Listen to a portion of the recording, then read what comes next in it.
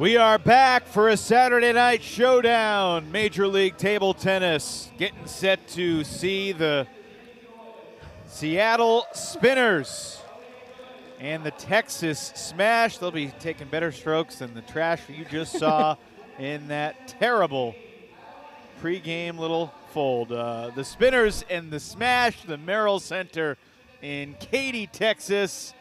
And in the West Division, the Bay Area Blasters inched a little bit closer to the Portland Paddlers earlier this evening by winning the Golden Game.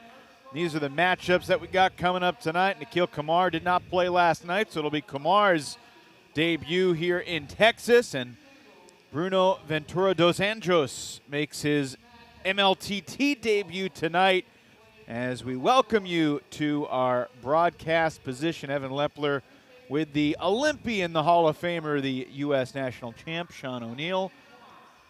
These are two teams that struggled yesterday. They've had 24 hours about to sit on that struggle. What do you think the mindset is for both these teams coming into tonight? It's really to get a W. I mean, they're really focused on getting back after Portland did so well, but then had trouble with the Blasters. Well, this evening we're going to see two teams that do have an air of desperate to them. And it starts with a guy that didn't get to play yesterday, but Nikhil Kumar really was one of the better players in the Santa Cruz weekend, a talented young man who's had some incredible success, won a couple national championships already, and excited to see what he can do today, the 20-year-old from San Jose, after he went 7-2 in singles in Santa Cruz. And his opponent, the even younger Daryl Tsao, the 16-year-old, who's also from the Bay Area, so there's certainly some familiarity between this duo. And Daryl Tsao went 1-2 in his match yesterday, a couple close games against Ji-Wei Shah, one of which did not go his way. 4 singles matches and the 1 doubles match, all leading to the Golden Game. Kumar certainly wears his emotions on his sleeve, Sean. Yeah, and you can definitely see what he's thinking before and after every single point. Lefty, very good serves, great follow. Very strong from the backcourt as well. If he's off the table, look for him to really put a lot of side spin on the ball. His opponent, Daryl Tsao, very straightforward. Control backhand, tries to get his forehand into play and wants to stay up at the table. Feels apparent that Nikhil Kumar is a favorite entering this match. How big a favorite do you feel Nikhil is? I think a 2-1, not necessarily in the odds, but he should win at least 2-1. He could sweep, but he didn't play yesterday, so we'll see how he gets into the game right now.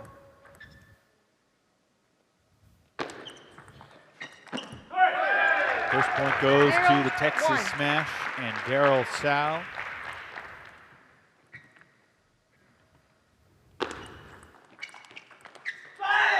Daryl did not play any singles in the Santa Cruz weekend.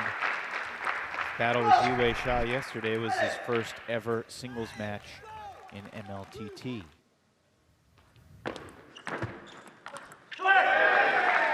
The key is going to be for Kumar to keep that serve short but also low. That time, Daryl able to turn the corner and get his big forehand in.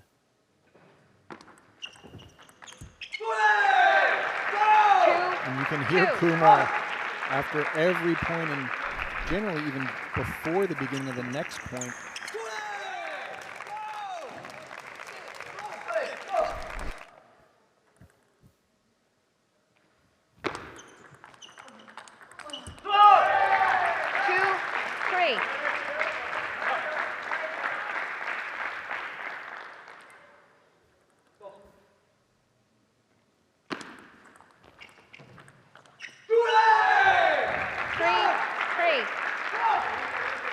When Seattle and Texas played back in September, the Smash ended up winning the overall match 16-5, despite the fact that Nikhil Kumar won 2 of his 3 games in singles against Nandan Naresh. That was a wonderful match. And you can just see Kumar after every single point really feel the spinners could have used him last night with this level of excitement and energy that he's bringing to the table.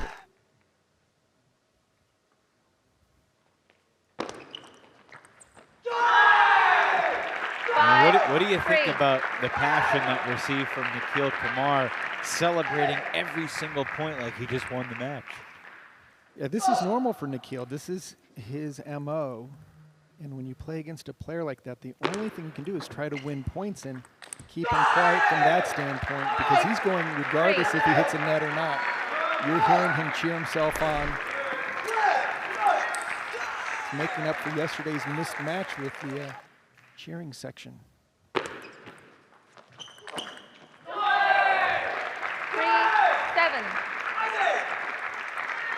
I mean, just a lot of firepower, too. Lefty stepping around his backhand, really doing a nice job of controlling the serve.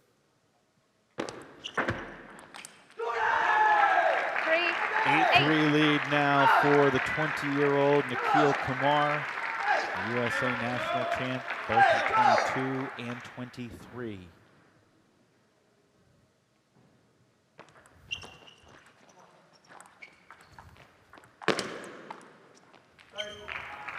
He's now chasing Yushan, a 5-time national champ. Yeah, but the big thing is I've got him on my fantasy league team, and I lost out on some critical points yesterday, but making them up right now. So I'm in the, not just the fantasy. Does the margin of victory in each game matter, or does he just need to win the game? Just That's a need to ridiculous win. finish. Look at that forehand. He wins in emphatic fashion, going corner to corner. What a big Bing, left, bang, boom. big left hook by Nikhil Kumar. 11-3. He came out shouting, and look at the forehands. That was an amazing display there. So an 11-3 win counts the same in fantasy as an 11-10 win. Exactly. You got to change that, because these are big margin of victory Or points. pay double at 0 maybe, or extra for the golden point. You took it a little personally that Nikhil didn't play yesterday because you had just gotten him on your fantasy team. Well, I picked him because I knew what energy he brought, and the fact that I thought he might also play mixed doubles.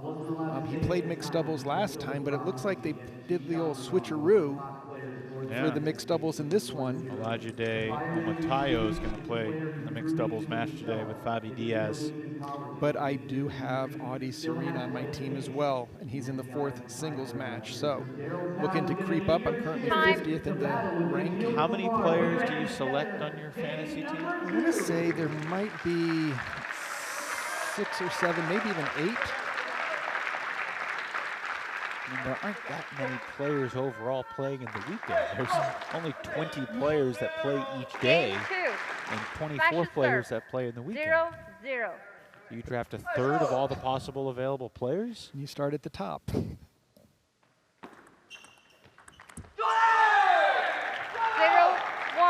And you can just see Daryl not pleased with the very first point of game 2.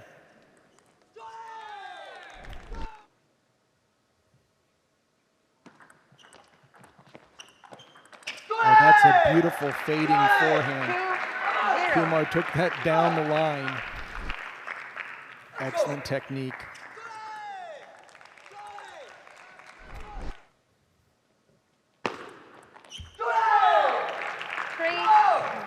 A lot of these serves are going to the middle of the table. Can you make up what Nikhil is yelling after each point? Let's listen carefully right now. No idea. 0-4.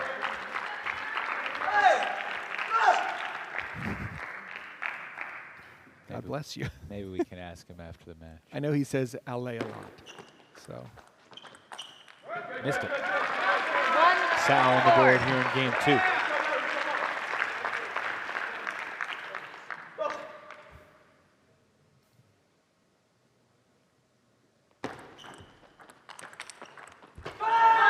Just great play by Kumar from the back court. Felt like Sal had him set up pretty good. Yeah, but he stayed with it and made a placement block from about 12 feet back.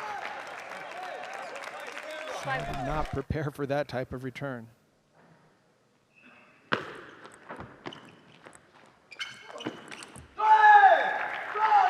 Sal really having a tough time picking up where Kumar is placing the attacks to. And again, a serve that's so close to the end line on the second bounce doesn't give De La Salle any room to spin that ball up.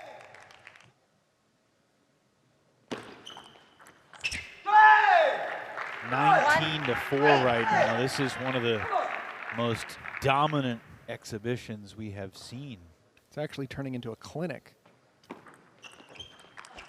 Oh, and that's a nice shot by De La Salle, finally putting the ball through Kumar. So we need a couple of those to get back into this game.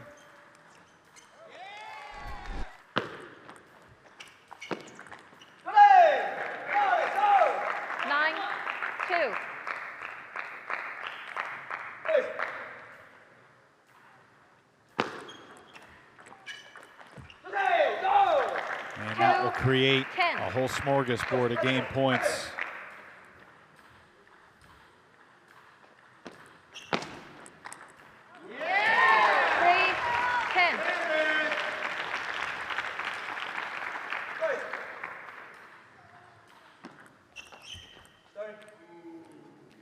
$11-3. 11-3, and no roar from Nikhil after the netball winner, but another dominant performance, and he's got a clear and easy 2 games to none lead over De La Salle. Jorg Bitzigayo trying to get him to dial in and focus here, dig in. Definitely telling him where he needs to attack to. And so far it has been all Kumar in the near court, mid court, and back court. Kumar just really bringing everything here in today's match, mixing up the serves, spinning it slow, changing the spin.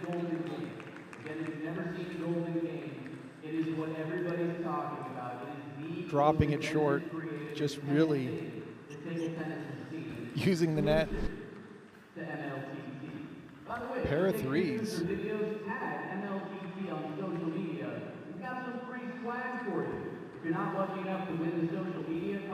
Jorg, 46-year-old, former Germany women's coach. I think this is one of those talks also where not necessarily that he's challenging Daryl, but he's just letting him know, hey, come on, this is what being a pro is all about. If you want to go this route, you got to step up. That's a hard conversation to have with a 16-year-old kid. It is, Game but three. yeah, Serve. by the national 0-0. champion, the 2-time defending.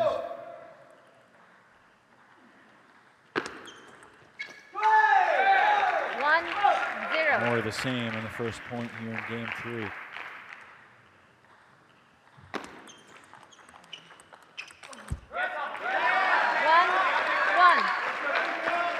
See Jorg Bitzigayo and Johan Robite both rise to their feet after that point, trying to bring the energy, give Sal a little confidence. But he hasn't been able to put multiple shots together over the course of multiple points. Kumar doing such a nice job of digging it deep, mixing it up, doing the short ball. That time De La Salle got the forehand, and he needs to play at least one strong forehand per rally if he's going to be in this game.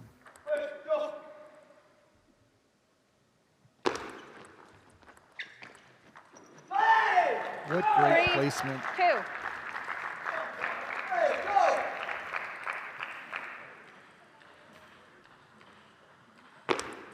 Net. 3-2.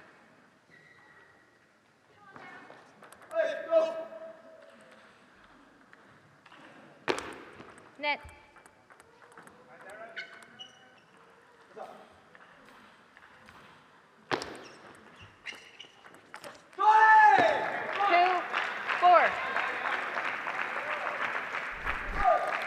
Nikhil just putting a lot of pressure.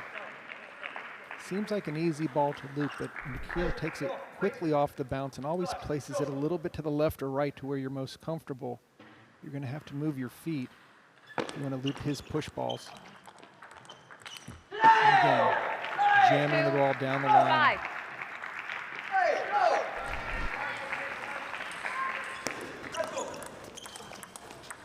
Change side.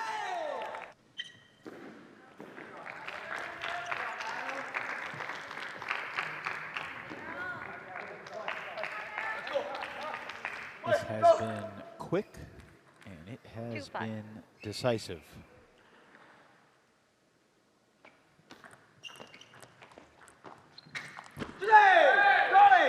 And you can just see Darryl Sal bending down after each one of these points. He looks like he just wants to get off the table right now. Can understand why. And then the kicker serve.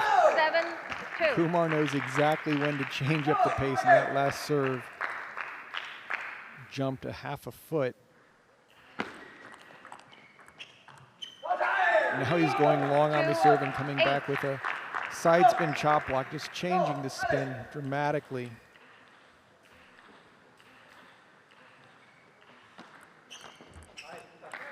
Three, 8.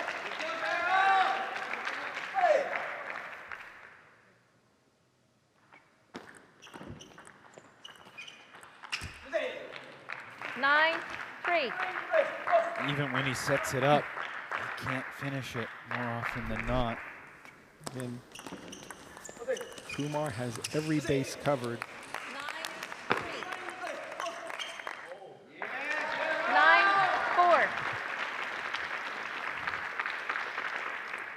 McKeel's up 31-10, and he's frustrated with himself for missing that shot. And he's got the power as well. 10.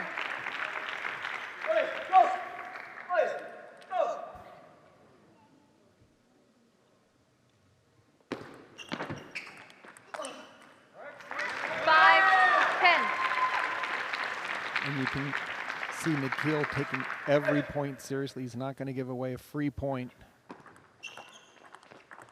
Oh, that's a nasty ball there. And that will end it. 11-5. Nikhil Kumar puts on a table tennis clinic for the young Darryl Sal and sets the standard for the Seattle Spinners tonight. Just 11-3, 11-3, 11-5. Just winning in all phases of the game. Side spin blocks, powerful forehands, serve and serve return, front court, back court, sending a strong message. And there's Audie Serene, the other junior star. Nikhil with a bit of a masterpiece to get this match started tonight. Throw that headset on, Nikhil. Yeah. Congrats on a dominant performance. I imagine you're pretty satisfied with how you played. Yeah, I'm pretty sure I am pretty happy. Sean Let's and I were practice. trying to figure out exactly what you were yelling in between each point after victorious points. Can you enlighten us and our viewers? I think we might have had a similar confusion last time in Santa Cruz as well. But I'm just yelling, come on, and to fight, and just kind of hyping myself up. So definitely played great. We didn't see you yesterday. More importantly, I have you in my fantasy league. So I'm looking forward to continued success in the Golden Game, but also in tomorrow. So how did you overall feel today's match? Today was pretty good. I mean, I did fly in pretty early in the morning yesterday, so I was recovering quite a bit throughout the day yesterday. Today, I felt pretty good. I had got a little feeling on this table before in the morning and afternoon, just warming up. And then on the match, I played pretty confidently. I went in just fearless and also knowing that I needed to get as many points as I could for the team. Nikhil, what were the biggest takeaways for you from your first weekend of Major League Table Tennis back in September, and what were really the main goals coming into this one? Yeah, I think the main goal was just as a team building off the points that we built from last time we played. We had a pretty good weekend overall. We could have collected some more points last time, but I'm just looking forward to finishing today off with a win and hopefully tomorrow as well. 33-11. You beat Darryl, and we'll see you in the Golden Game in a couple hours. Congrats, Nikhil. Thank you. That's the two-time U.S. national champion, Nikhil Kumar. And we shift gears into the second singles match. Olajide Omatayo made his MLTT debut yesterday. And Bruno Ventura dos Anjos set to take the table for the first time ever. in his Major League table tennis career. Let's take a look at Omatayo yesterday in his matchup against El Sayed Lachine. They played 2 games that went 10-10. Lachine won both of them. And then playing awesome in the doubles with a big forehand flip on match point. Take the doubles for the smash. Omatayo's technically 1-2, but he's like 2 points away from being 3-0. You can see the nerves. First point of MLTT serving it off the end. 1-1. Well, everyone's continuing the Kumar shout. And another missed serve. 1-2. Both players having initial difficulty gauging the bounce of the table. How about that from Ventura dos Anjos? 1. 3 straight after the service error to start. And the Texas fans are really trying to get behind the smash here. Noticeably different roars for the smash's good moments. And 4-1. kind of a half-hearted applause after the net cord winner. Another apology from Bruno, but it's a 4-1 lead over the Nigerian Omatayo.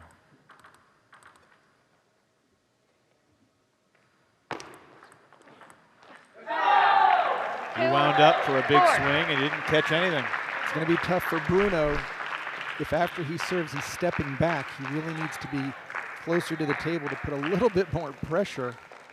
Omatayo has a great big forehand. Omatayo, 28 years old. 3-4. Now he lives in France, originally from Lagos, Nigeria. The African Continental Champ back in 2019. And that's what Bruno needs to do. Stay up to the table, put pressure. Don't give Omatayo a chance to get a full swing. Just try to jam him into the body.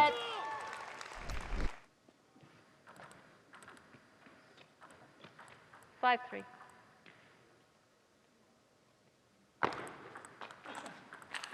Oh There's my goodness, that was a rip of a forehand down the line. So quick around the corner. Just took his time, set it up nicely off the backhand.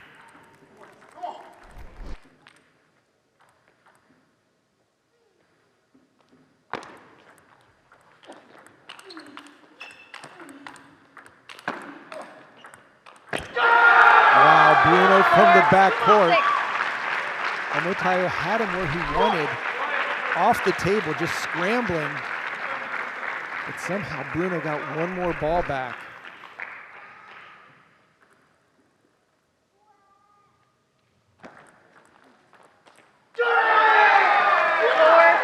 The 7th round pick of the Texas Smash, Bruno Ventura dos Anjos from Brazil, has a 3-point lead. And now a 4 edge for the Brazilian.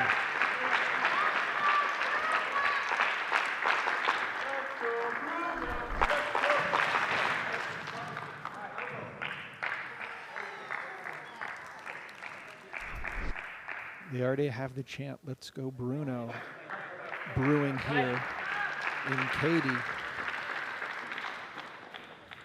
Disobeying the rule, never talk about Bruno.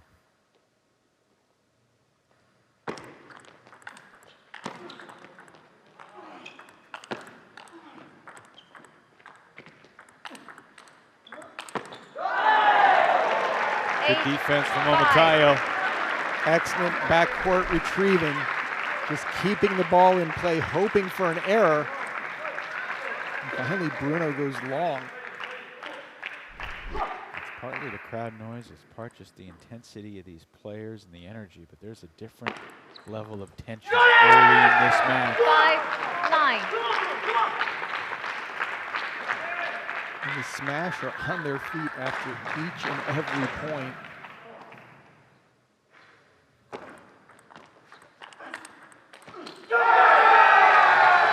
Points 10. for Bruno.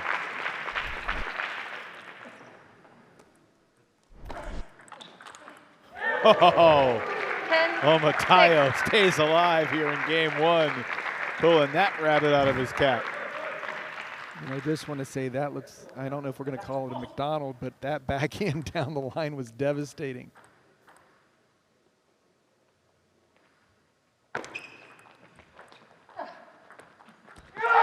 That's game. 6. Game Can't one. help but talk Match. about Bruno. He's got an 11-6 win in game one.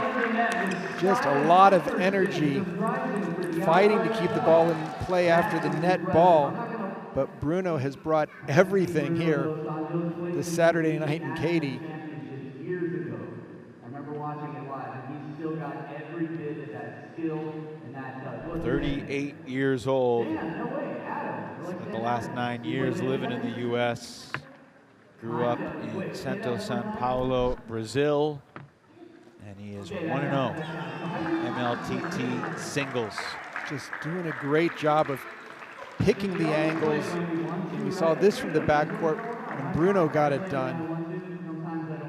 Just really mixing it up. Little fake forehand flip there. And just keeping Omatayo off balance the entire time. Time.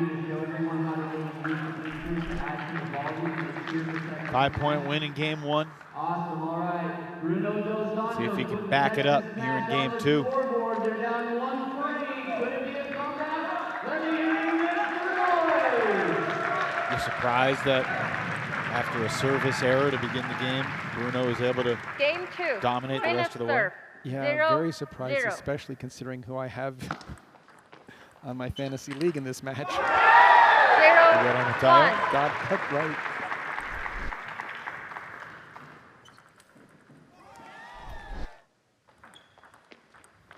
Oh, that's a great backhand loop there by Omatayo. 1.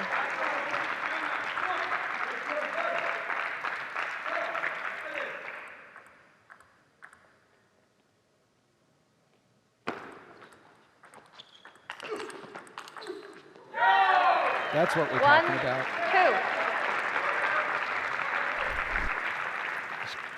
2. Great control off the serve, then a big forehand followed up by another big forehand. Big inside out 2. forehand response from Bruno.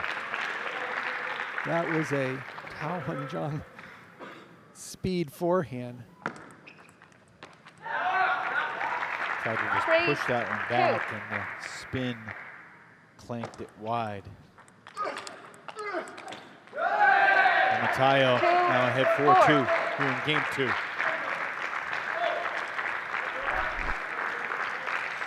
Omatayo has to make his offense work. His first backhand was excellent on that last point.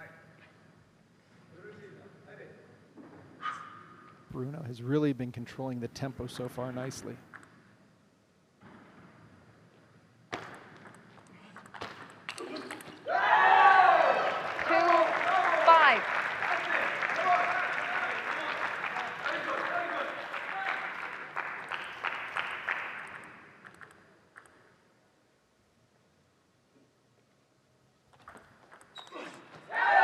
Very solid backhand over the table.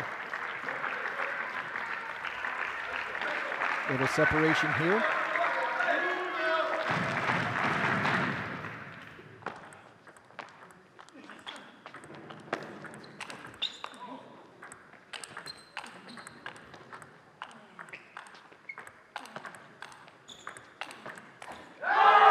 That point looked over early, but it continued. And a long battle eventually won by Omatayo.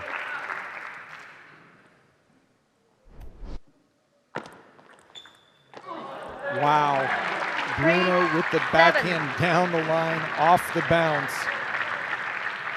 Nice deep serve. He's found that opening a number of times so far in this match.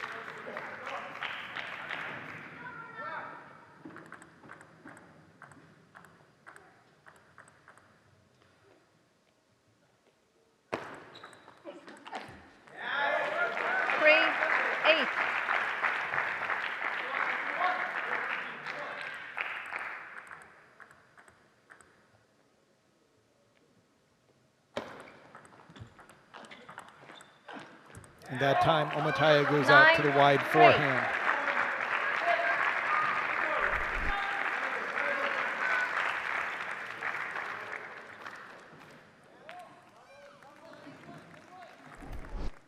Omataya 2 points away from evening up this match.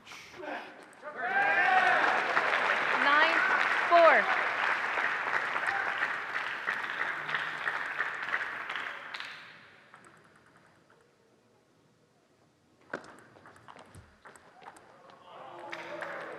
Five, 9.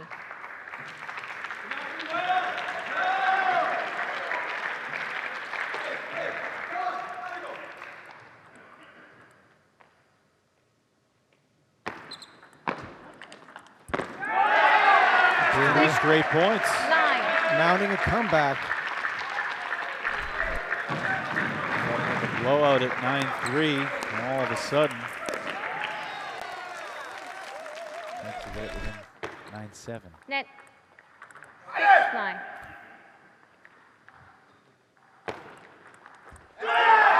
Two-point game. 7. Timeout. Timeout. Seattle. Or not. So the player, Omataya, waved off the timeout. That was a big forehand 10, reloop 7. that he managed to make on that last shot. I didn't realize players could wave off coach-called timeouts. In a team match, they're not supposed to. But after the 7. Game waving off the to Finland. timeout, Olajide Omatayo does take care of business, responding to the 4-0 run with 2 straight points, claims game 2, 11-7. This will come down to the decider. Yes, we always play game number 3. But this makes things interesting. So It puts the Omatayo Seattle and Sanders up Ventura 4-1. dos Now Anjos this is interesting. A lot of people might be have wondering split what the happens first 2 when games, 1 apiece. a coach can call for a And timeout. I'm curious, He Sean, gets to it hear a your player. thoughts Players on can say, who you "I'm think good." has It's the okay. mental edge, the Really, Olajide tactical edge, Omatayo the is the strategic handler in edge that moment. as we head Never toward considered game 3. Well, I think the better player is Omataya right now. He's got bigger shots, more consistent. But it worked The problem out is very well Bruno's this playing time better around, tactically. nothing personal. He's moving the But ball Olajide around. delivered. I think the difference coming into game 3 is who can stay up and hold the table. Okay, also, Both of them tend to back up when timeouts pressed, to contribute. but you can just see a great backhand loop over the table by Omataya. So hypothetically, Bruno's got a lot of Time. hand fakes, head fakes. middle of a match, that could come We over saw to that you. one inside-out loop that he pulled out. We high-five. That was just amazing how much power And then I he go put back behind and the say, ball. pumped and ready. Are you guys pumped and ready to see Omatayo will be right back on the table. Play doubles with Fabi Diaz. Game 3. Smashes serve. 0-0.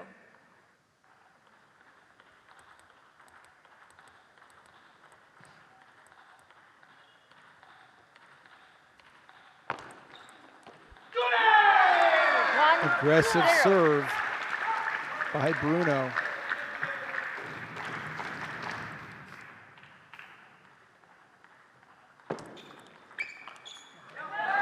That time it didn't work. 1. Omataya was ready.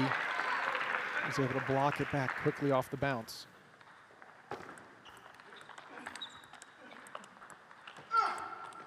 Oh, 2, he was 1. on the defensive early, but somehow he figures out a way to win the point. And again, just quick feet, getting that forehand into play. Slight mishit from Dos Anjos. And that's not a mishit 2, at all. With authority down the line.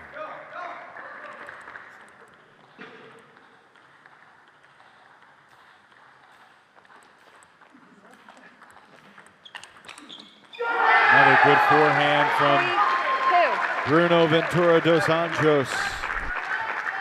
And a 3-2 lead here in the decisive game 3.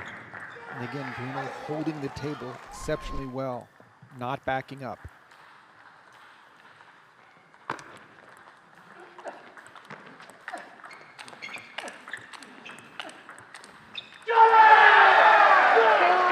fun to watch, Sean. I mean, these two guys are not taking anything off these swings.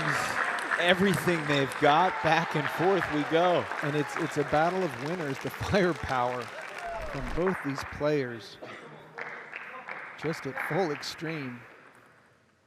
Matayo needs to stay up to the table. He takes a direct point off the serve. 4.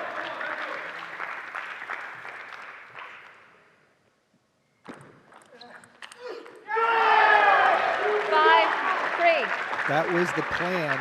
Serve deep, step around, and get the forehand, and they'll change ends now here in game 3 at the midpoint.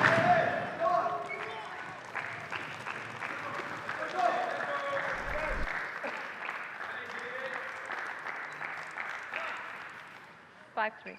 Bruno is another one of those Texas Wesleyan products. Played college table tennis there.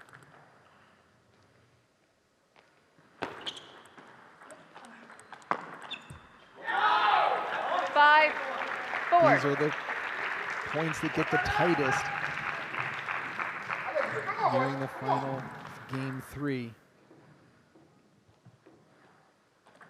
And a great serve by Bruno.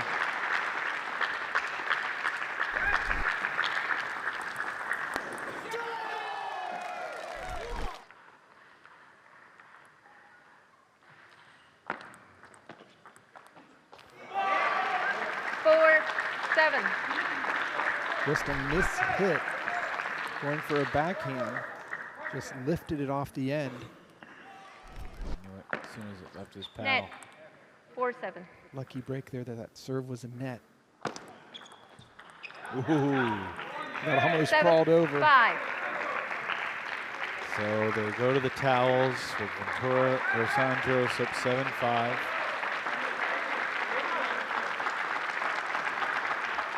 See 7-5. Texas coach telling Bruno, loop with his forehand into the elbow. Coaches are allowed to give signals and even talk to the players. But Bruno doesn't even need to loop it to score the point. His serve has been so effective this match.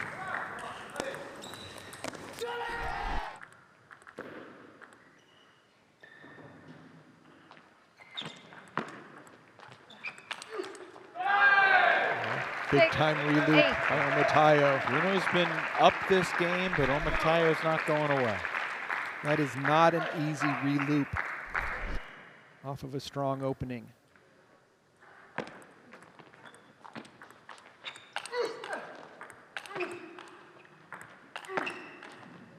Omatayo back within 1. Such a well-placed ball to the wide backhand. Let. Timeout Texas. Timeout. Ventura Dos Anjos still leads by 1.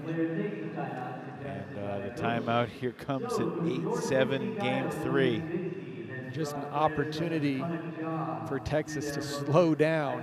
Omatayo's been playing his forehand that much better. Doesn't look like he wants to slow down. And is calling a timeout here to talk to, well, a fellow coach and quite experienced player. How heroic and awesome. Again, the coaches generally will give a little bit of encouragement if their player's down, but more importantly, where to attack to, where to return the serve to. Cool. It's exciting. It's exciting. I love it. The athleticism. Points that So precede the timeout. the reason they have to do that seatbelt shot across the chest. Again, off the table, Bruno's not going to be nearly as effective as when he can make that first attack. To force them to move and get uncomfortable and off balance. So when they play the shot, the next ball they're exposed on the wide forehand. One more serve here for Omatayo. Looking to tie this game 3 up 8-all. Time. Hey, Ojo, what's your crock shot look like? Ojo, let me see your crock shot. I love it. That's Ojo Unalapa over there in the crowd. Just showed off the Florida croc jump. He's a Houston resident now. Ojo has been one of the Golden Game heroes we've seen so far in MLTT. All right. Oh, Well, that was a my. good timeout. 7. That was painful for Omatayo. Watch this ball just crawl over the net. I didn't see a big apology from Bruno, and frankly, I'm okay with that.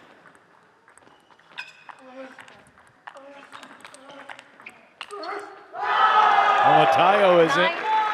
And he returned one net again and just drove that ball home down the line to the forehand. 9-8.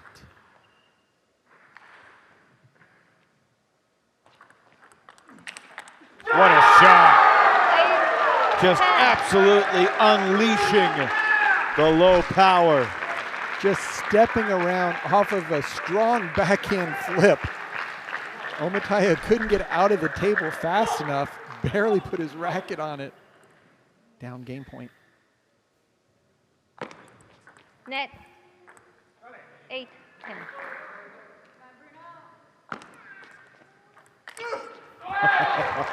Nine. This 10. third game has been all sorts of riveting. No hesitation on that last backhand bullet.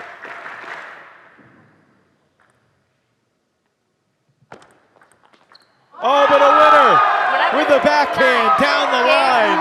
And Bruno Ventura dos Anjos takes 2 out of 3 in his MLTT debut. What a play, a misdirection. And you can see Bruno patting himself on the chest saying, that's all me. Perfect placement, excellent offense, a lot of courage to go for that shot. So the Texas Smash get 2 points in that second singles match. And a memorable debut for Bruno Ventura dos Anjos, who joins us now. Hey, Bruno, congratulations. What did it feel like to make your debut and get the win? Yeah, I'm very excited to play in Houston. You know, like I used to live here, so I have many friends, and you see the crowd is like help me, and when I get excited, it's hard. It's hard to stop me. Bruno, where do you get that power on your forehand? You had a couple balls that you stepped around your backhand and just exploded on it.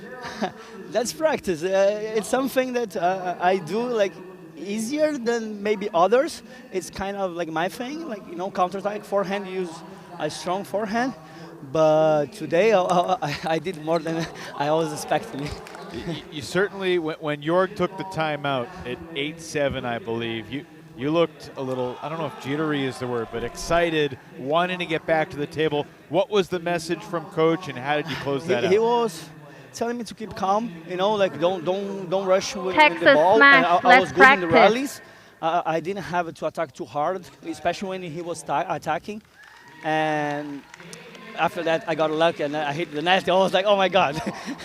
I'm sorry, but I was kind of happy. I understand at that point of the match. It's too nervous, man. What does it mean to you to be a part of Major League Table Tennis? Man, I want to be part of it, you know, like, because it's the first year, you know, I want to make history here, and especially playing for Texas Masha, which is like the owner is Mahesh. He's my friend. Probably I have known him like since like 2 years ago, maybe. And so I play for him. I don't play for myself or for, you know, I would like to honor him. Very good. Great stuff. Congratulations. We will see you for your first Golden game in a little bit. Thanks, man. Bruno Ventura dos Anjos taking 2 out of 3 over Olajide Omatayo, who doesn't get to dwell in defeat. He's right back on the table, playing doubles alongside Fabi Diaz, going against David Macbeth and Emily Wong. Macbeth and Wong went 1 and 2 in doubles yesterday. Macbeth struggled in singles. I mean, from a final score standpoint, he struggled, Sean. We both thought he played pretty darn well, but he just couldn't get over the hump against Collet. This is the doubles match yesterday when Emily Wong certainly had some nice moments as well. Yeah, this team is going to be a little bit, with this matchup, Omotayo playing with Diaz, she plays with a very strong backhand, and it's going to force Omotayo to really move around a lot in order to get his forehand into play. Opposite side with the smash, both right-handed players, both likes to spin the ball. Should be an interesting matchup. Time.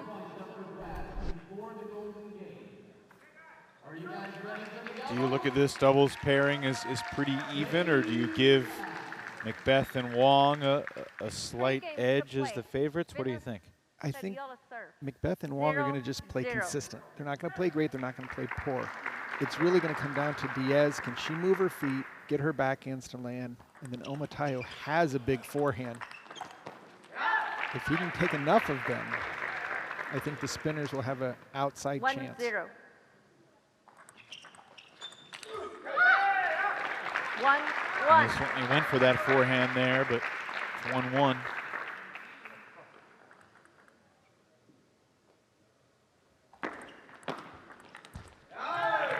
Macbeth 1, sends it 2. into the net on the third shot attack attempt.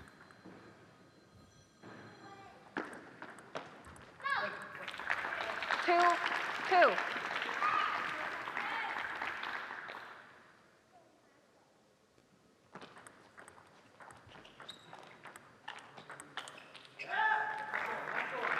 Couple 3, errors from 2. Macbeth in the first 5 points. Seattle leads 3-2. 3, 3.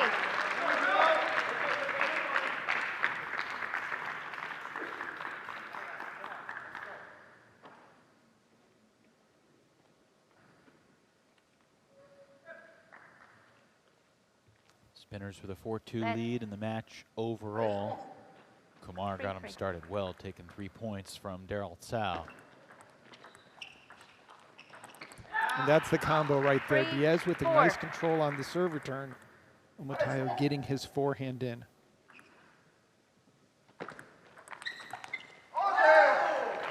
5, 3.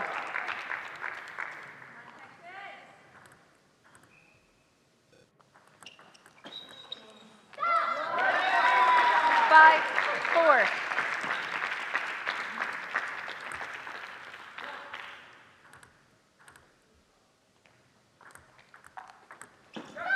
That was a Wow. great serve by 5, Diaz. Got a 5. high ball back.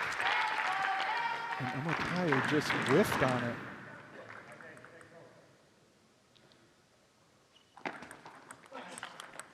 There's the shot from Macbeth. 5. He's just waiting in the backcourt.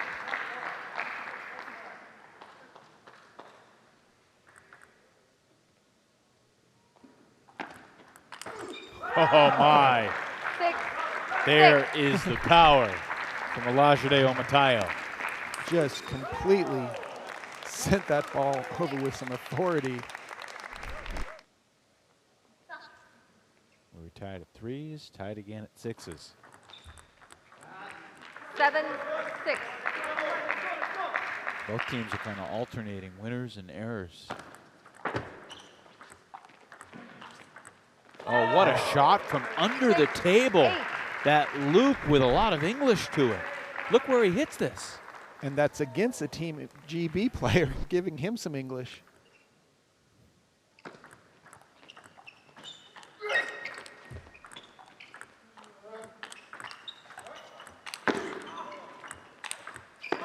That's a great doubles point right there. That's teamwork. Spinners getting the job done.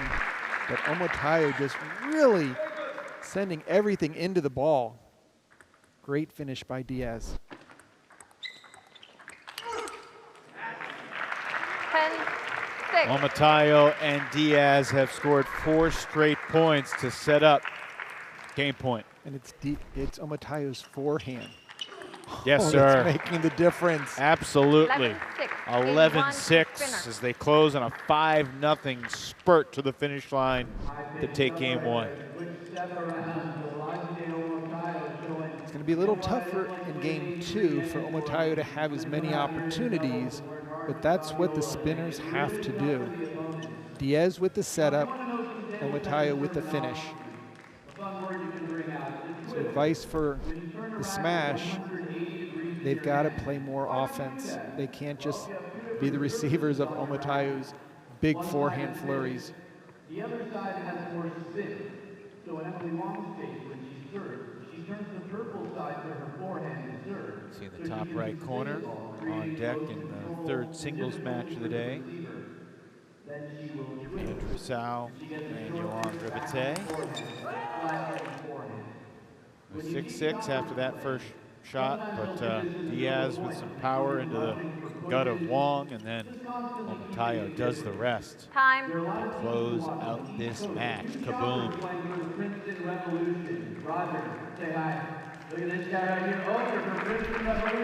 Omotaya, after dropping that third game to Bruno, you feel pretty good to stay on the table and bounce back, getting a point for your team in Game doubles. 2. Smashes serve. 0, And in 0. Fantasy League. I'm sure that's his primary concern. Shauna is underachieving fantasy team.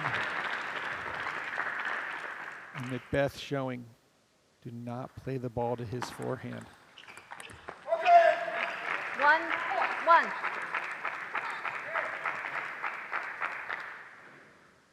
Does Matt Hetherington have a fantasy team? He does, and he's currently beating me. So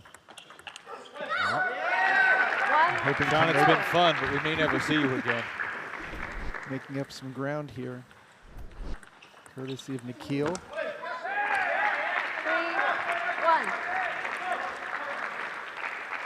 3-1 lead here in game 2 for the smash.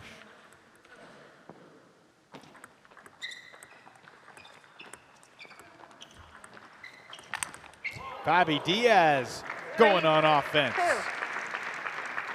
Great forehand smash after a number of touch shots. 4.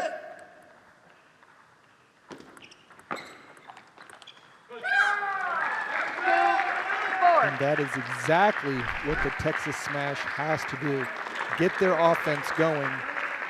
Emily Wong, nice backhand opening, putting pressure on the spinners.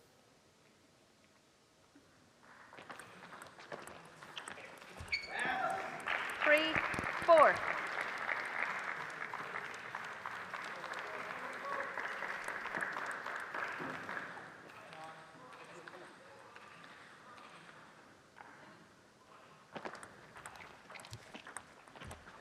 Oh, Four, he tried to be four. really cute with it, and he was too cute.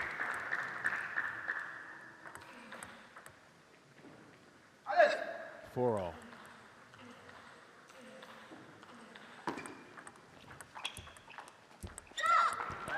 Five, 4.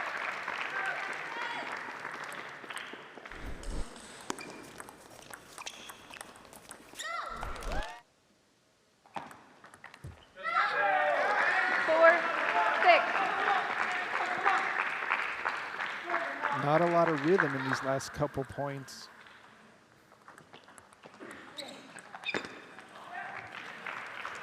Five, 6.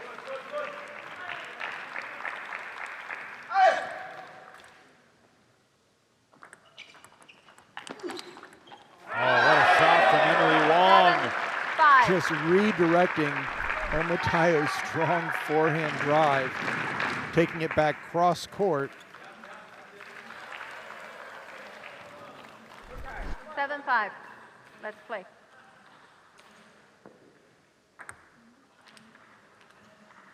Beth and Wong strategizing. Officials trying to keep the game moving. Let's play.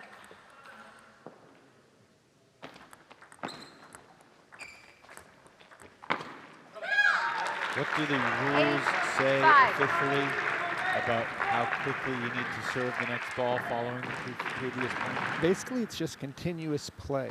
They don't want you to take, I would say, a break of more than 6 or 8 seconds. 8.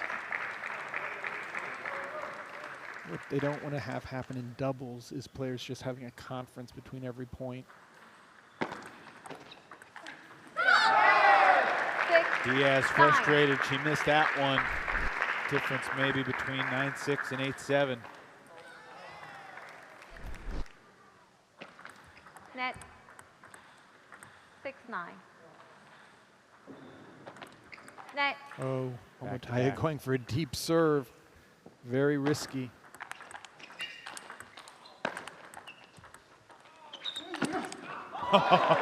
Matayo 7. saw the opening and smashed it into the smash.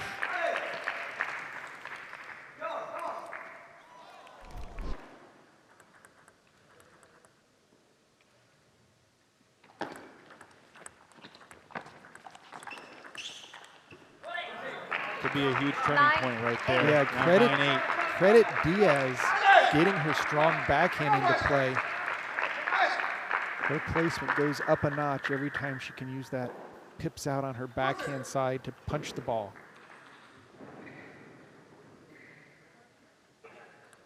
Wong to serve at 9-8. 8.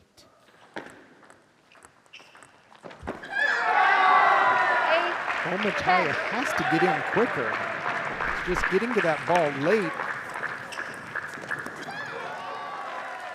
Kind of off balance at the end. Took the game points. Macbeth and Wong. And a service error 11, just 8. gives the game Game away. 2 to smash. 11-8. The smash prevail in game 2. We are a game apiece in doubles. Which means it comes down to the decider. And if Texas Smash can take this next game, only 5 Who you got here in game 3, Sean, and why? I'm going to go with the smash. I have a feeling they're going to be able to keep close in the first one to get to 5, and then they'll have this better order. But if Matayo can get his forehand landing, maybe we'll see a repeat of game 1. But missing the serve on game point, definitely not what the spinners ordered. very, very helpful. You might also be wondering if you're newer to table tennis. Are they signaling to each other? What's that communication under the table? That's exactly what they're doing. Beth is the highest drafted player of this quartet. He's the 13th overall pick, the second round selection for the smash. Seattle took Fabiola Diaz in the 3rd round of Time. the inaugural MLTT draft. The first 2 picks Time. were Nikhil Kumar, who we already saw, and Adi Serene, who we will see later on this evening.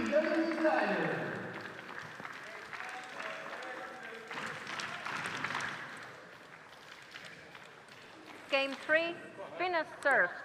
0-0. 0-1.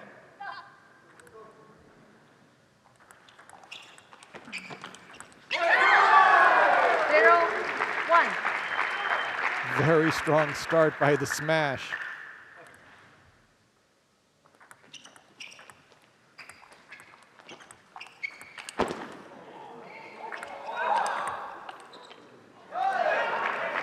But better teamwork 1. by the spinners.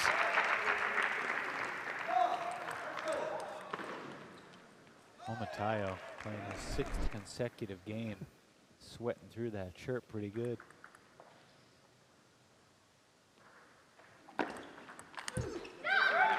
Did not catch. 1. That was a good choice. He had a chance to finish the ball directly.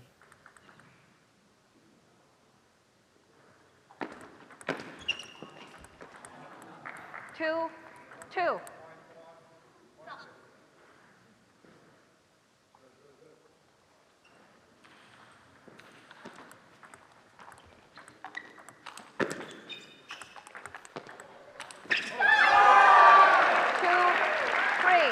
Texas kept going to that left corner, and it had both players kind of off balance at the end of this point.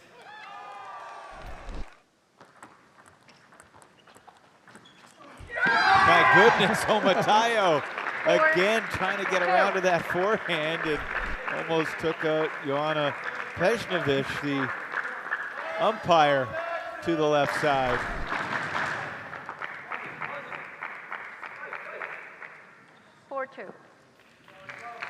So Macbeth and Wong really in the driver's seat, having broken the better pattern. Of course, now I've mentioned that, they lose the next point, probably go down 5-4. It's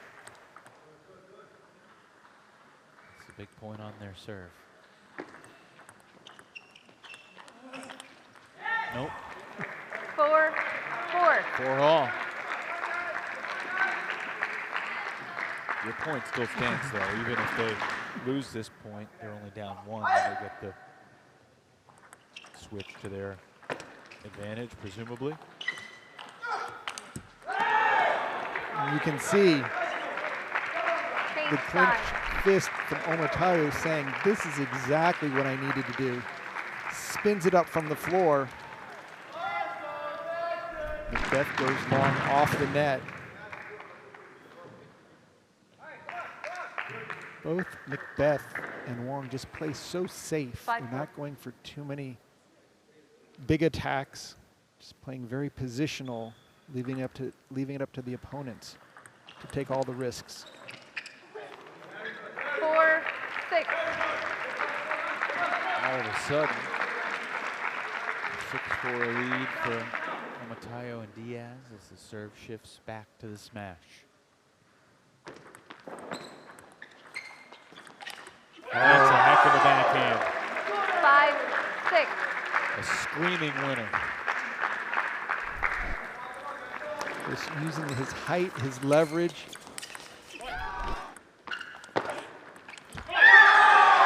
And Wong with the fast hands up at the table, able to defend against Omotayo's strong backhand flip.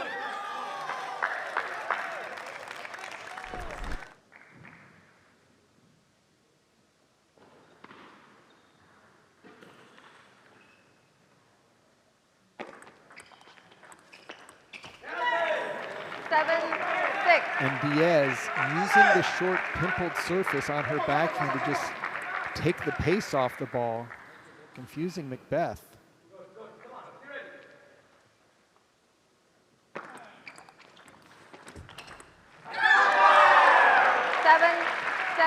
This game and this match have had twists and turns, ups and downs. I gotta imagine the roller coaster has not hit the climax yet. How about that winner from Macbeth? 7. Stronger order beginning to show. It's going to be up to the spinners to make some big shots to get back into this.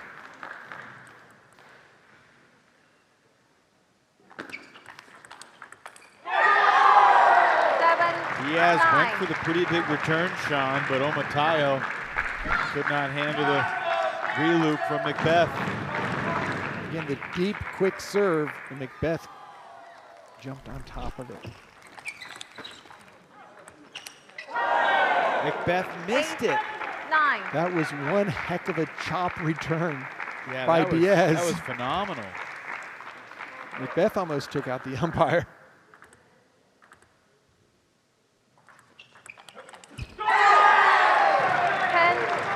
David Macbeth and Emily Wong have game point to take 2 out of 3. And just going for broke with the backhand attack on the serve return.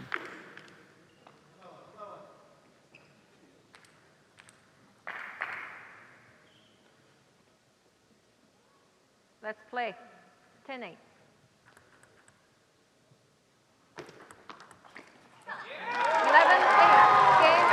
Macbeth and Wong able to get it done.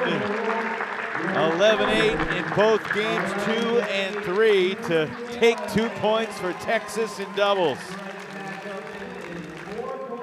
Getting him back right on path at 5-4 now.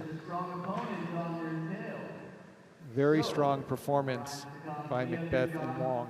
After falling behind 3-0. Right back in it as we head towards Yohan Rebete and Andrew Sao. Emily Wong joins us after the doubles win. Emily, congratulations. That was exciting and intense and just a lot of fun, long rallies. What was it like to play in that match? It was really, really fun. I enjoyed it a lot. What were you thinking from the order perspective after winning game 2? Did you feel comfortable going into game 3 knowing that you had the better order at the end? Yes, I feel more confident beginning the third game. What was the balance, Emily, between keeping the ball on the table and going for your aggressive winners? Yeah, I think we, I think we started communicating more, and we tried to play the balls in our favor, and sometimes drop short, sometimes push long, and be ready for the next shot. Yeah, you and David had some lengthy conversations before points. What are those conversations like? What are you deciding in that moment? Yeah, we're talking about like where placements, where to receive the ball, and just tell each other what to do next, so the other person can be ready for the next ball. Are you telling him what to do, or is he telling you what to do? We both tell each other. Sounds good. Yeah. Emily, congrats. We'll see you in the Golden Game a little bit later on. Thank you. Thank you, Emily Wong, getting 2 out of 3 from the spinners with her partner, David Macbeth. And now back to singles in a 5-4 match as we get down to the nitty-gritty on this Saturday night. Yoann Rebete had the best night of any member of the Texas Smash yesterday from a singles standpoint. A really great battle with Jonathan McDonald that went down to the wire. It was 10-10 in game 3. Rebete won that final golden point to take 2 out of 3. Meanwhile, Andrew Tsao was also in a 10-10 golden point in his 3rd game. He needed to win that point to salvage a single game and avoid getting swept from Alexi Duan, and he succeeded in that endeavor. So this will be interesting. Does this have the feel of a pretty tight match? It really does. Both players have big forehands. Smashes I'd serve. say that Rebete 0-0. a little bit more power, but it's based on really fluid 1-0. strokes. He doesn't look like he's putting a lot of power behind it, but the ball really sails. Andrew Tsao loves to get his forehand into play. 0-2.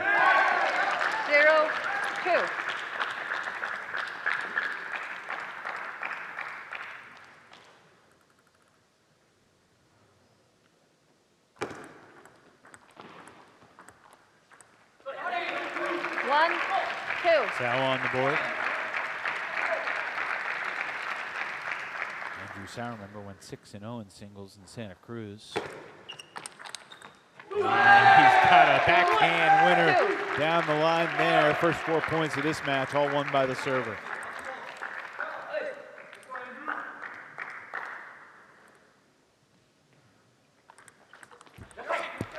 Very effective serve there by 3-2. Rebete.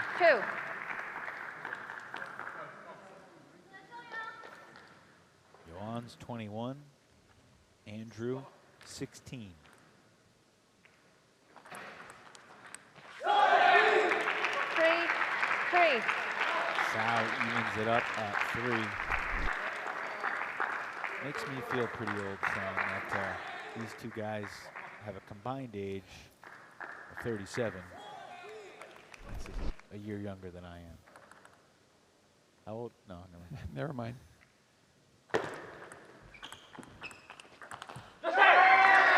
3-4.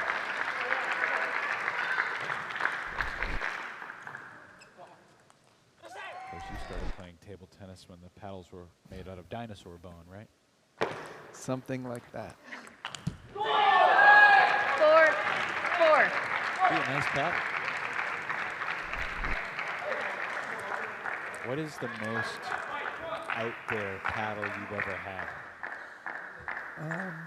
Maybe not a competitive paddle, but a ceremonial paddle or something like that. Open palm. Oh, I would say, and we're getting the first warning to make sure the ball's flat in the hand. One of my dear friends, Chuck Hoey, 4-5. gave me a paddle from around 1908 when they used to play off the dining room table. And that's how the ping pong name got its start, by the ball bouncing off the vellum racket. And you just saw 5. Rebete showing the sound of that last rip. But it's one of those collector items that I was given as a gift. You still have it? Absolutely. You ever play with it? 5-6. No, I have it in a boxed frame.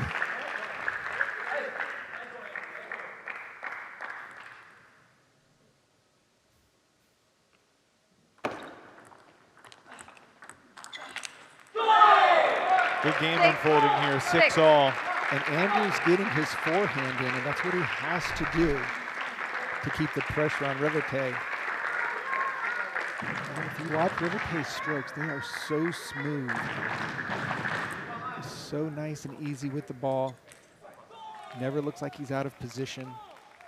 Uses his opponent's spin and speed for a lot of redirection. Oh, there's a nice deep serve Oh, that and catches it the edge.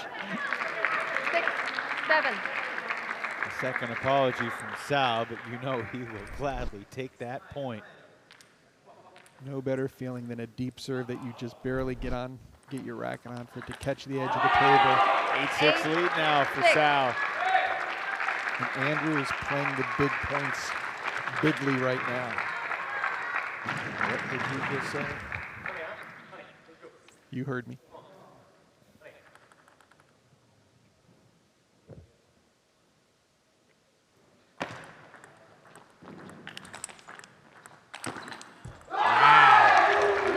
That 9, 6. was some kind of stuff right there from Sal. The ability to return that lethal forehand by Revete and then get his own forehand in afterwards. Almost like Revete did not expect that first forehand to come back. Didn't have the wherewithal to put much on the next one. Net. 9, 6. If Revete could steal this point, then he's got 2 serves to potentially tie it up.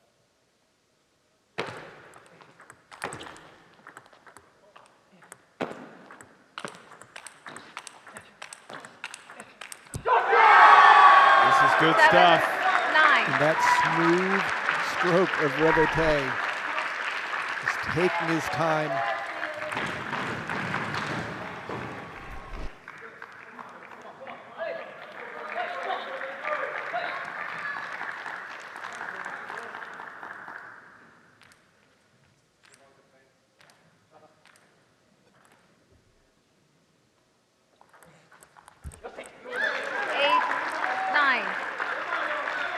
Like Tao was going to waltz to the finish line, but Revete with other ideas, and we got a 1-point game. It's possible, Sean, that we look back at this match, these 3 games, as the best, most competitive 3 games of the weekend. Absolutely. To see the stylistic thrills that these players are bringing out of each other, and it's 9-9. They're both just getting that much more comfortable gauging the amount of spin, getting their offense going and taking big shots. 9-9.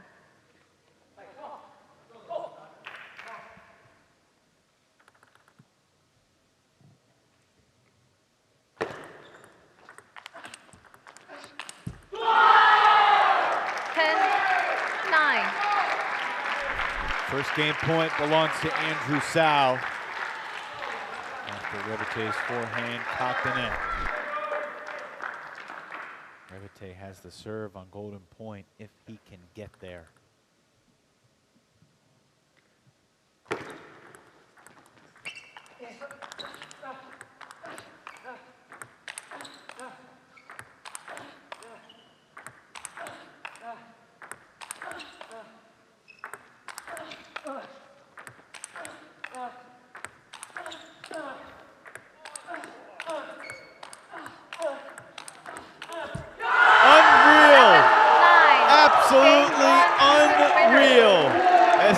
Sau enthusiastically celebrates a Game 1 win. I'm going to go out on a limb and say this might be the point of the league so far. Such an important point. Andrew Sau finally going out to the forehand, but not doing him much help as Revete turned on the Jets until Andrew was able to jump on the last point.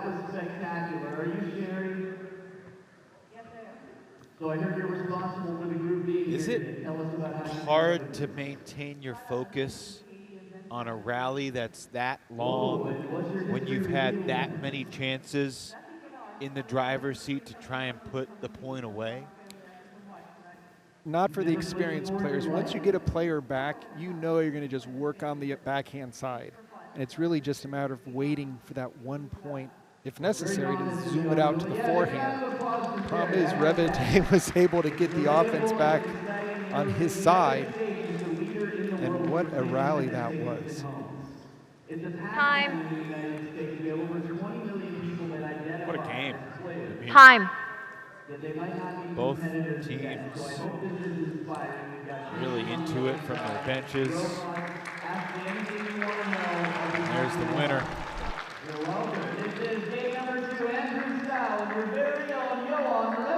See if Sal can back it up or if Rebite can turn it around.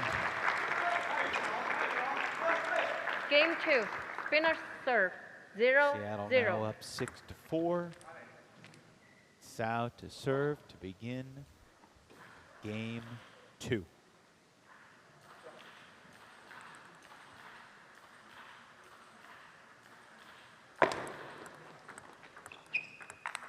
Yep. 1-0. Very positive body language by Andrew.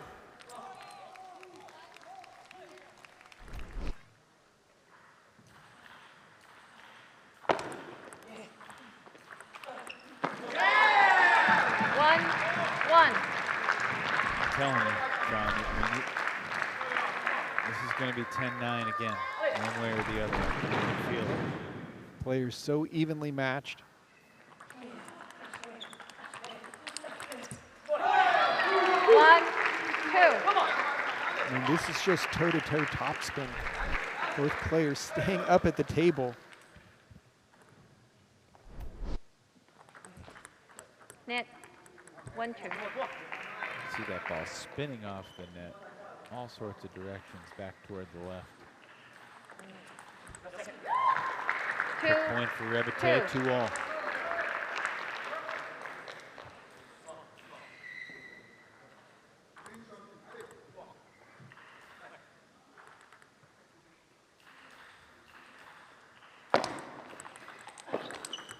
That's a beautiful forehand off the bounce by Rebite. 3.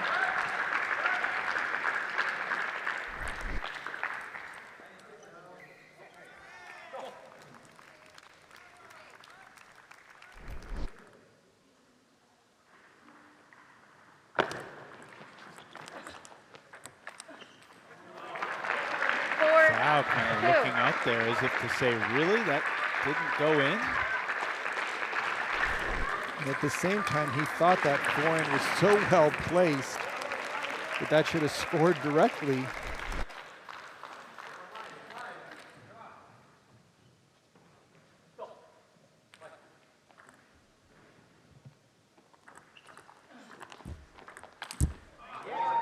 A little bit of an overswing there by Andrew.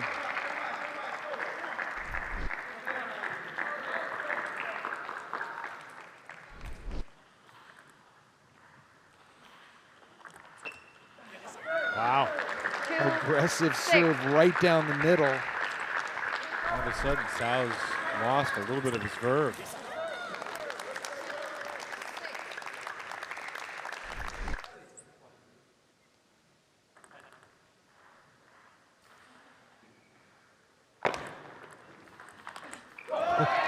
Got it right back. That's how a guy can get his groove back pretty quick. Kaboom. Rebite a little nod as if to say, yeah, I set him up for that.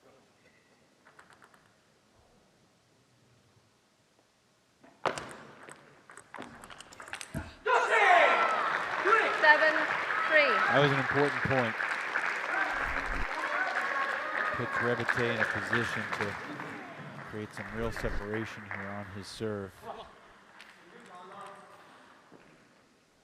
Could have been 6-4.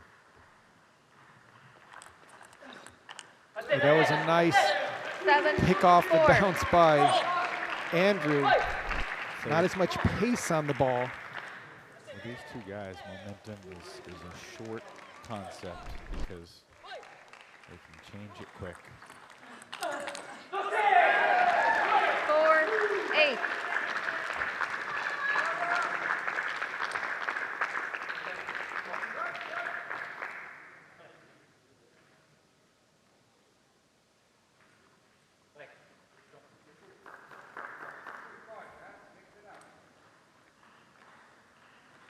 Andrew Sau gets the serve back, trailing by Let's 4. play.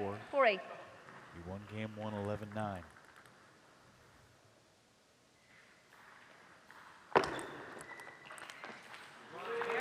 Four, 9. Andrew's going to have to pick it up if the 10-9 prediction's going to come to fruition. He just needs to play about 30% more forehands. He's not going to win this match off his backhand side. He's got to get his forehand 9, going. 5. It's his bread and butter. Revete realizes that. Are you suggesting he try and run around some Yes, backhands? step around as often as possible. He's quick enough to cover the wide forehand, even if it gets returned. I missed. 9, 6.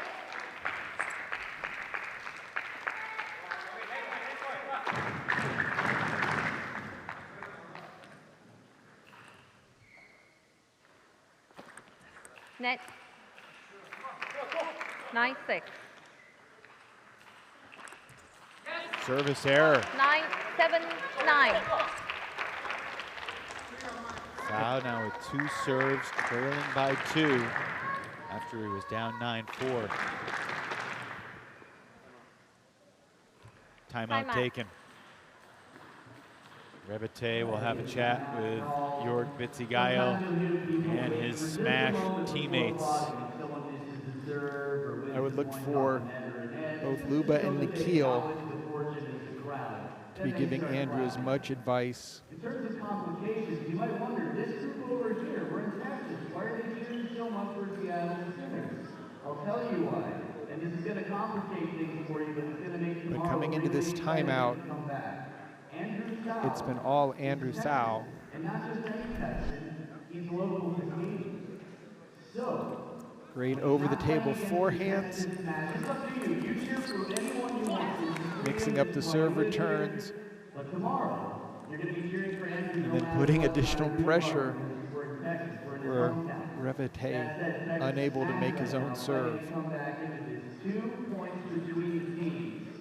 Seattle's Sinners leading 6-4. Interesting time. Still to come tonight. Adi Serene versus David Beth. That should be an excellent match. You Time. don't want to miss. Both guys have had a good amount of success in this league, but both coming off 3-0 sweeps yesterday when they lost all 3 games. 7, 9. I don't think either played that poorly, but both guys play with an air of desperation.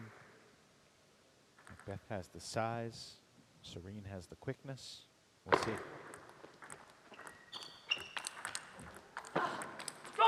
There's the combination. 9. Forehand from the middle by Andrew Sau, and then another ball from the forehand side, keeping the pressure on.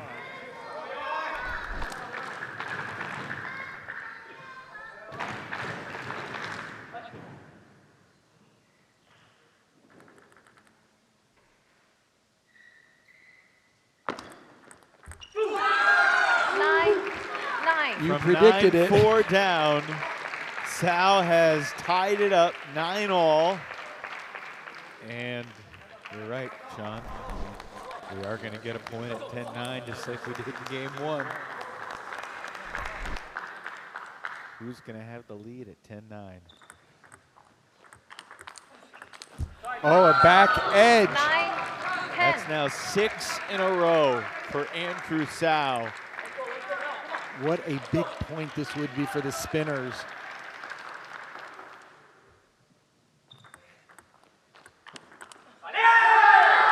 Golden time, 10. 10-all. Revete and Sau putting on a thrilling show for these Texas fans. No win by 2. 1 point to decide game 2. Sau to serve. Oh my, Revete takes it and evens up this incredible match, 1 game apiece. What a poetic way for that to finish. I mean, 6 in a row for Sau to come from 9-4 down, but this match has felt so even from the start, so it feels appropriate that it's 1-all as we head to game 3. And both teams just fighting to create a little separation going into the golden game. Right now, the spinner's up 1 at 6-5.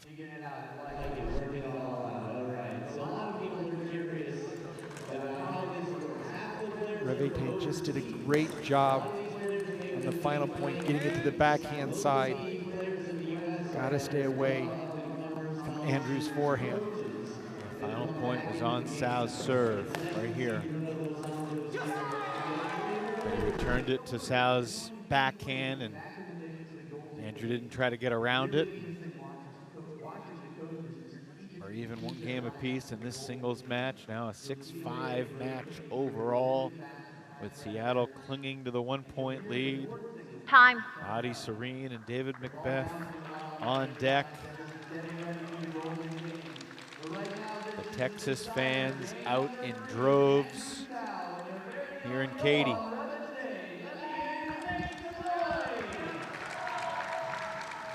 It's going to be the key for each player here in Game 3.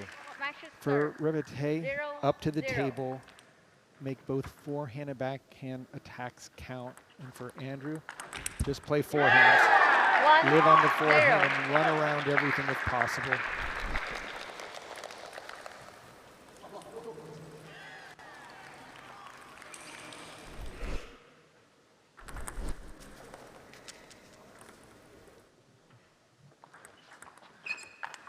Well done by Revete.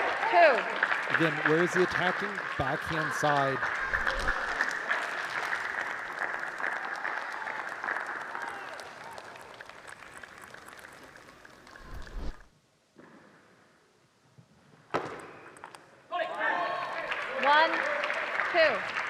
Good serve selection by Andrew. Side spin, top spin, forcing a flip. He's going to get to attack those much easier than if he serves underspin.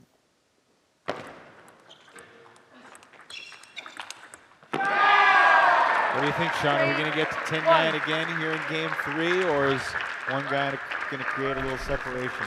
Right now, the way Revete is picking his shots, nice block, just really controlling the whole table. Andrew's going to have to make some big shots to get back in this game. I'm with you.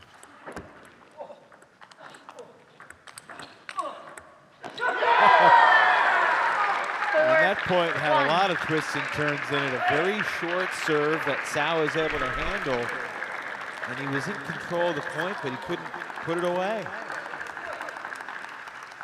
Timeout. And with Sal trailing 4-1, Luba Sadovska, Seattle Spinners coach, is going to take the timeout. Just to give Andrew a little bit of a breather, she realizes that he's playing a lot of forehands right now.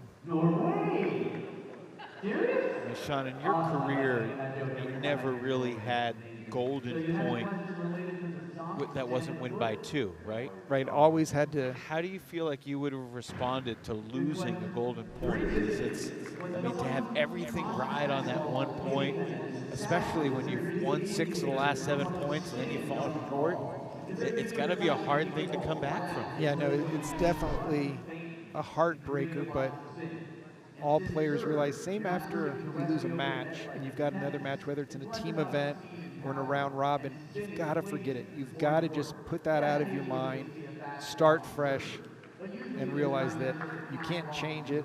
Time. The milk has been spilled. You just have to start going forward. Now you are speaking my language, because there's spilt milk in my house virtually every day. 4-1. Andrew looks like he's ready to start getting that forehand going, but now he goes to the backhand. That's a forehand attackable shot.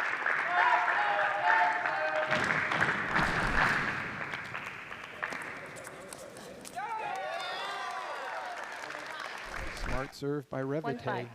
right down the middle.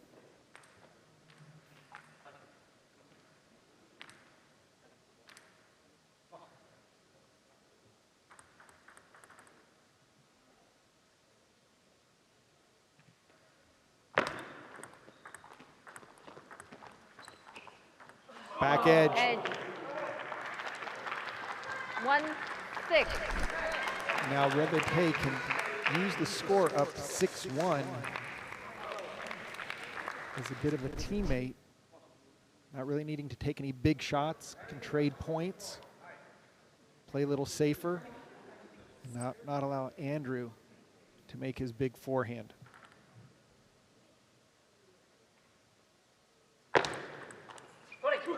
That's an aggressive serve. 2.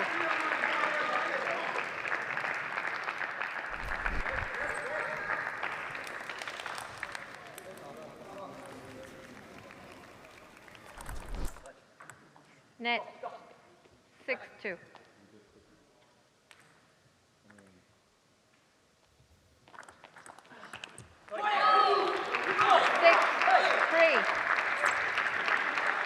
We know Andrew is capable of a comeback. 3-7.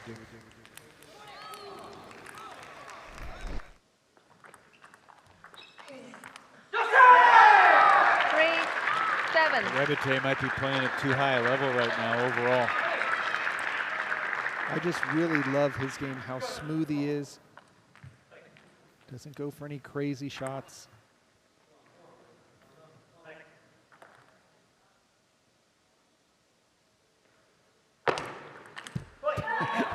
As I was saying, no 7. crazy shots. No, none at all. Lunging to the ground to force one down the line. John, watch this. If you think you've seen crazy. Unlike Omatayo, he didn't fall into the table. Oh, goodness, Andrew Sao. 5. Hello. That was a turn out the lights for him, just ripped it down the line. We need a radar gun for some of these shots. I mean, look at that rip. Outrageous. Out of this world. It's always fun to take out a little frustration with your forehand. You can't hit a ball harder than he just did on that winner. He tried. Again, though, he missed it. 5.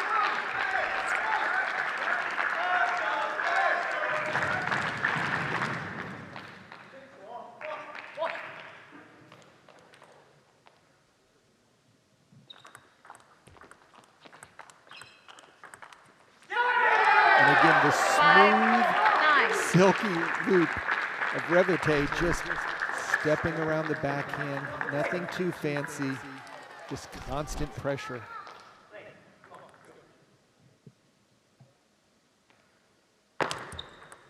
Net 5-9.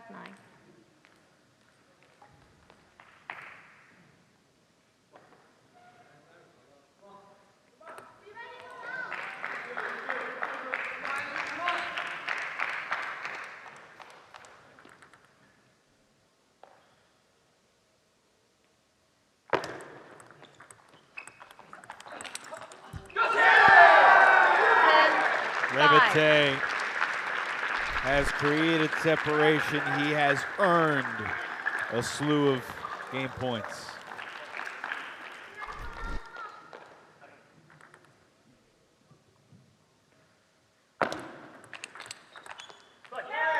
That was an amazing backhand 10, loop 6. that Revite did off the serve.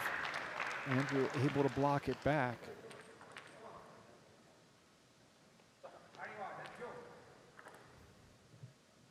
Fault.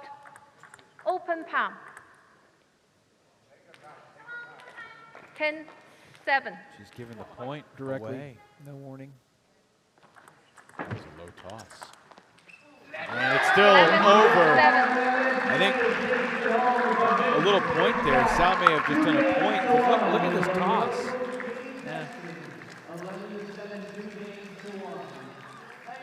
Would have been ticky-tack call. I take it back. Johan Rebite, 11-7 in game 3.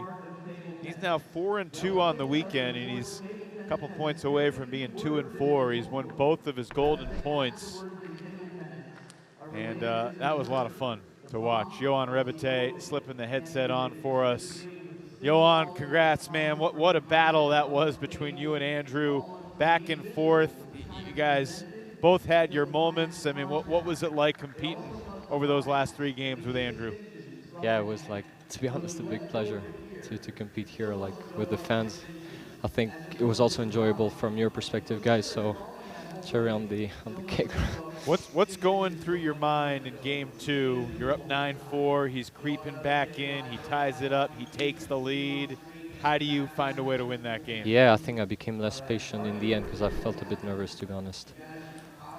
He hit some good shots when he had to, and then I was like, okay, just if you have a plan, go, no hesitation. I think it worked out pretty well, and also like helped me kick off the third set. So that was very important to have this mindset. It seemed that Andrew's forehand was how he was going to score his point. What was your plan in order to stay away from his forehand side? Yeah, so actually I like his quality of the ball. Like, it didn't bother me at all, but like I think I was a bit nervous in the beginning, so I was too hard on the ball. So like coach told me just to relax, take a bit like more arc while playing. I think it worked out as well, pretty well, especially in the third, because I know he would always go cross. He didn't change like down the line, so I felt also more confident as the match went by. Johan, what's been your secret sauce on the Golden Point? You had one yesterday and one today, and you're 2-0. I think the public, you know. The what? The audience. The fans. The fans, yeah. I also want to ask you, your first game point in game 3 up 10-6, you get called for the fault. Was that a ticky-tack call? Was that the right call? And how do you respond mentally? Yeah, I mean, I know some umpires are pickier than others. I mean, she warned me, so definitely it's like when I don't take my time, I just want to serve. And yeah, but I just had to refocus. That was okay. Like, I think I had a plan in mind, so it didn't bother me too much. Good stuff. 4-2 in singles on the weekend. Really thrilling match with Andrew Sau, and we'll see you in the Golden Game coming up here. Thank you, guys. Thank you very much, Johan Revete. That was fun, and ever since the schedule came out, an hour before this match, we have been looking forward to this finale. Obviously the Golden Game, but the singles finale with Adi Serene and David Macbeth. I mean, how do you handicap this duo, Sean? Well, there are going to be long rallies from both of these players. Both tend to step back from the table. I would say that Macbeth has a little bit more power, but Serene, he's already doing his laps. He's a little faster off the bounce. So it's going to be a little power versus speed. Youngster versus experienced national team player from Team GB. First point to Serene, the 16-year-old, 15 years younger than the Brit David Macbeth. Net. 1-0.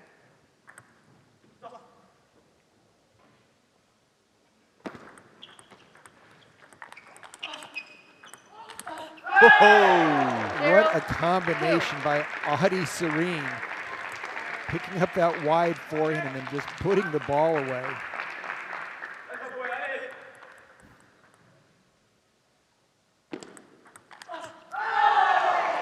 Again, power from Serene out to the forehand side. Did I misspeak and call Adi 16? I think he's still just 15, right? I think he's still 15. Yeah. 3-1.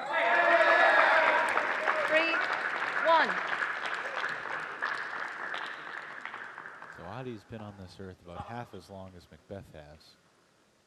But he's got a 3-1 lead against him. 4-1. And he's putting constant pressure. What would your message to Macbeth be right now after losing 4 of the first 5? Really to maybe force the offense. Right now, Adi is just... Whoa, whoa, whoa, he started to celebrate. That ball was still in the air, and we've seen some crazy spins on balls. It got a little bit closer to the table, but never did find the table. He's coming back for it. Missing that overhead cam.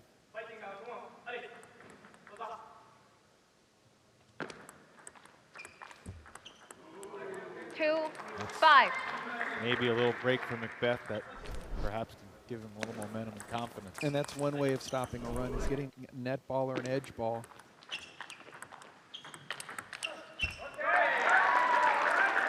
Two straight for Macbeth on his serve.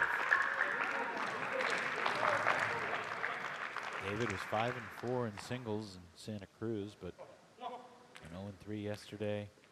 Matched up with Collet. 3 close games, mind you. And there's what Macbeth 5-4. needs to do. Quick openings, especially on the backhand side. Don't allow Adi Serene to get his forehand going, especially when he's up at the table.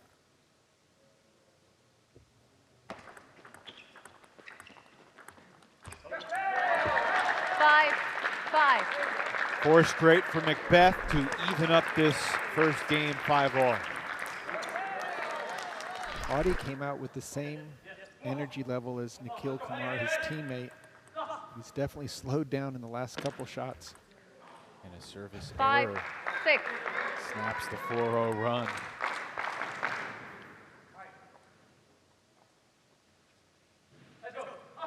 Gritting his teeth about that mistake.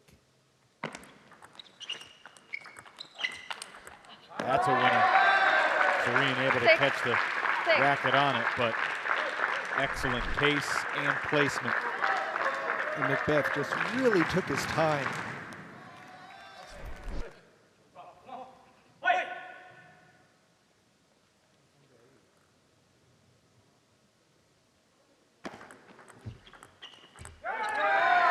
It feels like Macbeth is very comfortable working into the rally. He's not trying to always end it on one shot. No, he's very deliberate when he makes any shot selection. It's not a high-risk player. 7-7. There's about as big of a return as you'll see from Macbeth. He went for it on cue. Serene takes it. Is that a double lap? Look like one. We haven't seen the triple yet, but we're still early in the match. Yeah, there's still time.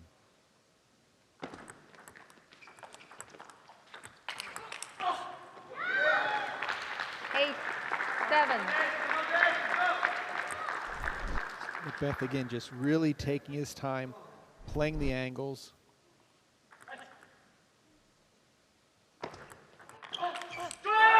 Oh, great play by Serene, looping over the table to attack that serve, and we're tied up at 8. Didn't you say earlier, whoever wins the first game of this match would win the first 2 and lose the third? Yeah, I really thought that they're so evenly matched, but the momentum with their styles of play, Audi going for a lot of pressure, 8. Macbeth just playing a lot of position.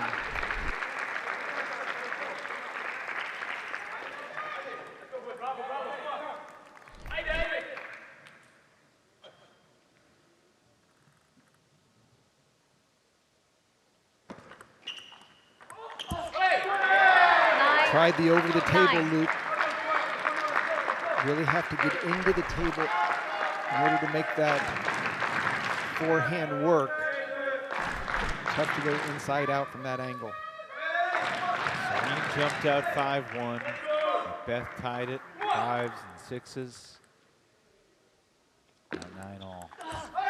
And Macbeth takes the lead at 10-9. You can just see the safe short serve to the forehand. Serene trying to go for the quick offensive shot. Nets it and is down game point.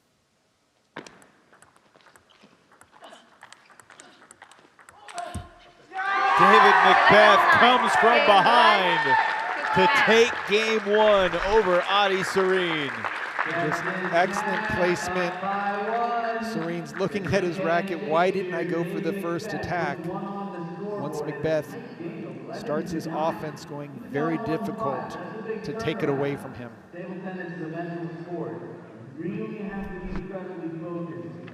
So that gives the Texas Smash the 1-point lead overall. We didn't talk about that at the start of the match, but Rebete's win made it 6-all. So this singles match quite literally determines who will have the edge going into the Golden Game. But knowing how close the Golden Game will be, that one team doesn't have a huge 5-0 lead. Did Macbeth take this, or did Serene give that away? Serene made the decision who was going to win the game by going for it. Just weak flip at the 9-9 ball, and then Macbeth got his attack going, so a little bit Time. of both, but at the same time, I think Macbeth is going to be a little bit more offensive minded. I don't think he's going to play safe, even though he's got one game under his belt.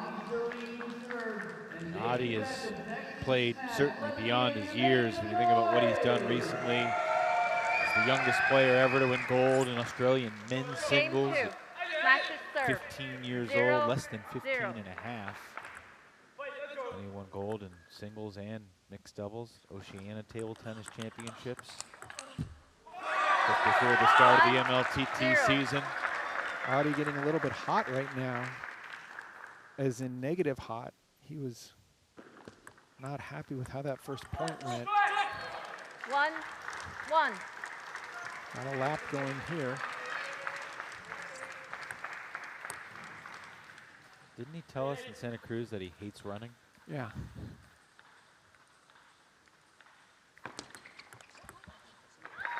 One, two.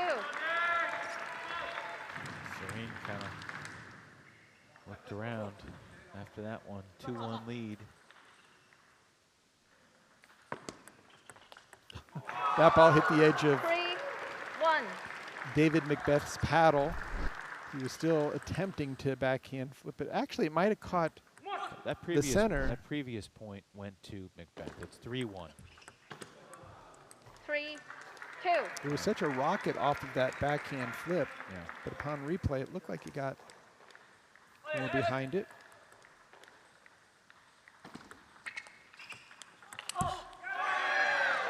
Two, 4.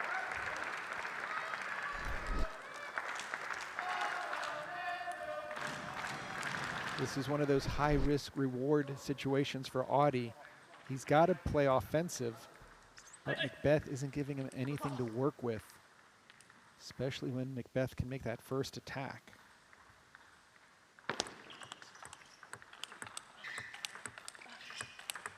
That's a winner for Macbeth. Right down the line. Just great stroke, great leverage, using his height to his advantage.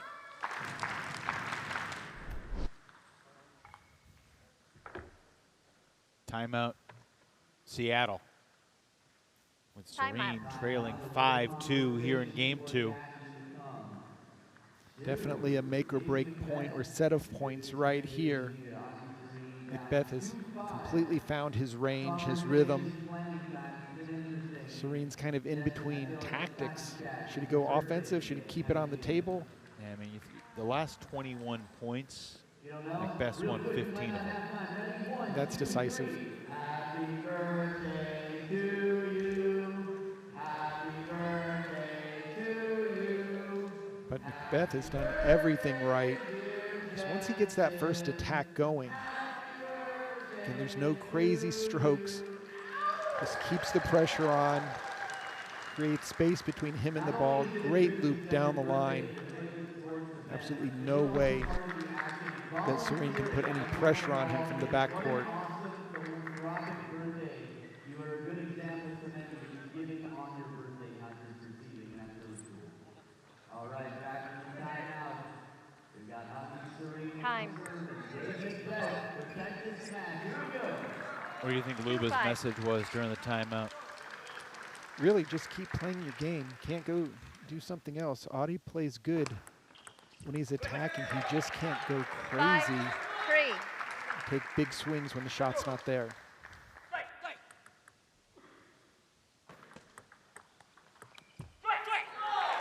5, 4. Don't see Macbeth serve that often up to the forehand side like that. And I can hear Nikhil Kumar just encouraging Adi to go, go, go. Whoa! 4, But when 6. you run into a brick wall like that, there's an obstruction to the pursuit. I mean, that's just a monster forehand.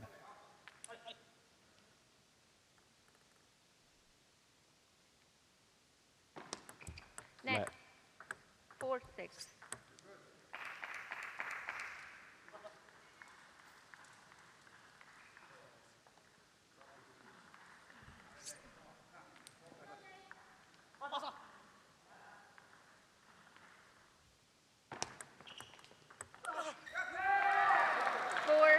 7.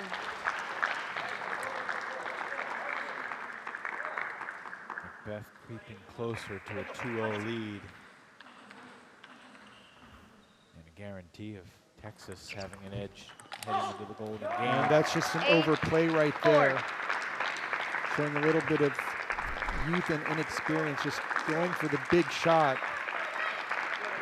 Got to put that ball on the table. You're going to take that big of a swing.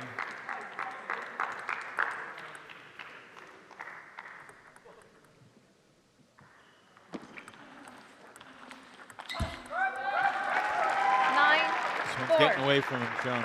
Again, it's just the consistent structure of Macbeth.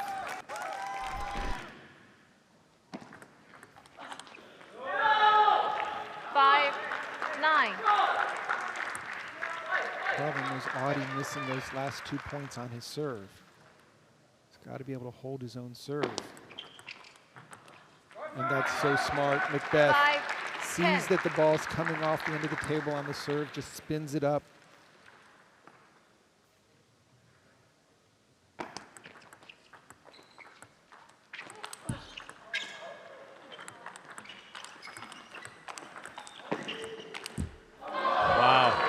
That point changed hands about 3 times. Sure did. The get from Macbeth off the net cord. He was basically all the way over to the side of the table to get that ball back and then recover and stay in the point. And David Macbeth with an emphatic finish to game 2. 11-6 for the Brit. And a 2-0 lead for the Texas Smash here in this 4th singles match. And this is where a 3-point lead going into the Golden Game could make a difference, especially depending on the order of play.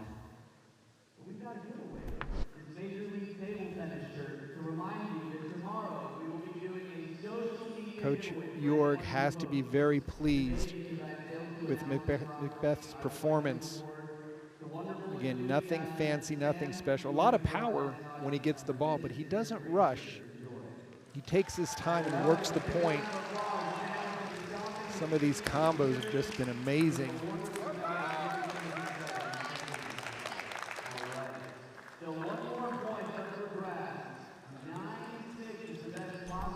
Serene has a lot of beautiful strokes, but often he'll just give up the table. He's got to figure out how to nullify more short returns, similar to what we saw Ji-Wei Shaw do in his match. Take the server advantage away. Just wish these kids would loosen up and have some fun. 0-0. Start swinging. Game 3.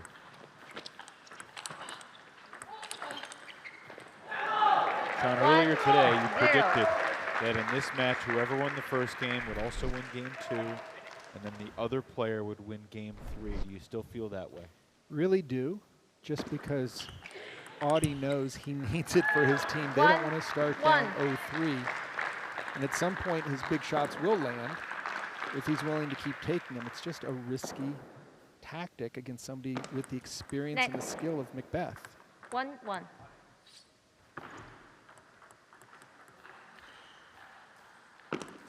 Net. It's going to be interesting to see the matchups in the Golden Game. Particularly who's matched up with McKeel tonight. 2. He outscored his opponent 33-11 in singles. There's a decent chance it's going to be Macbeth. Yeah, I really think there's a high probability, because I can't imagine Texas. And Seattle's going to pick first, and you got to imagine McKeel will be either in the first or the second spot. You know, if it's net. If it's a 1-0 deficit, I think you put McKeel in that spot. If it's a 3-0 deficit, you may want to save him for the 2 spot. I think that's a really wise decision. Because he would only play 1 point at the start of the Golden Game. And right now, Macbeth overplaying a couple backhands, catching the top of the net.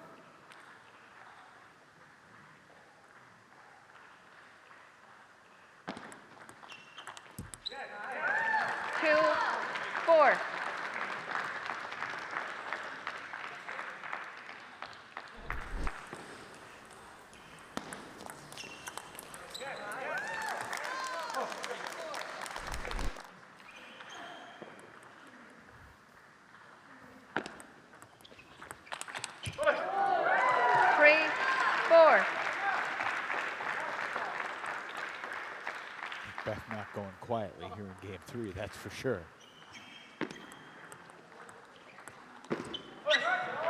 And just a lot of errors from Audie Serene.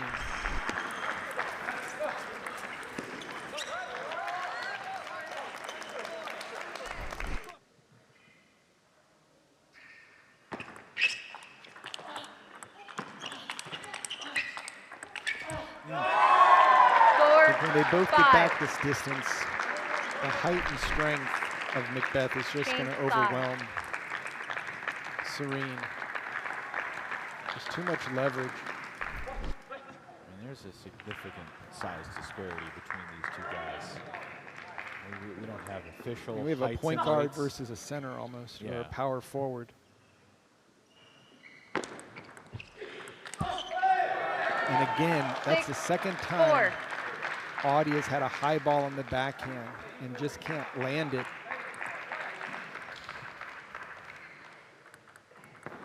That's probably 6'3". 6'5".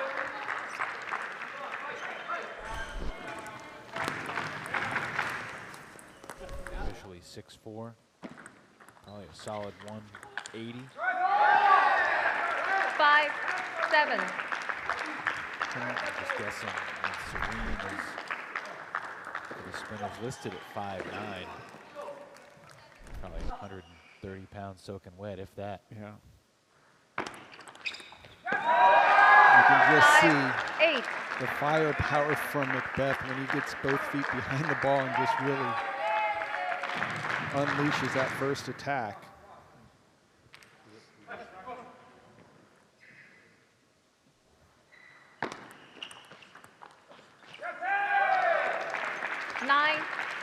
If this finishes the way it looks like it's gonna, it'll be very interesting to see how Audie Serene responds both in the Golden Game and tomorrow.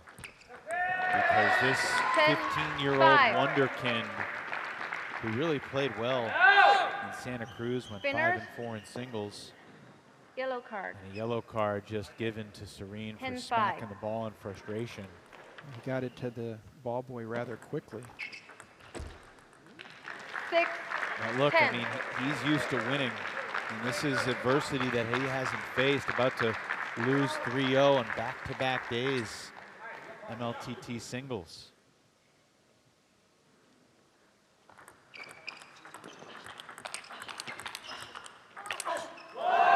There's a backhand. He hasn't lost yet, though.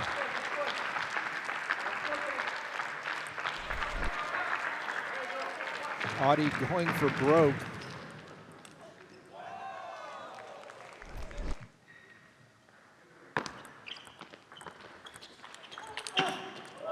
Serene stays alive again as the serve shifts back to Macbeth. The big Brit has a 10-8 lead and a couple game points to sweep here on his serve. 10-8.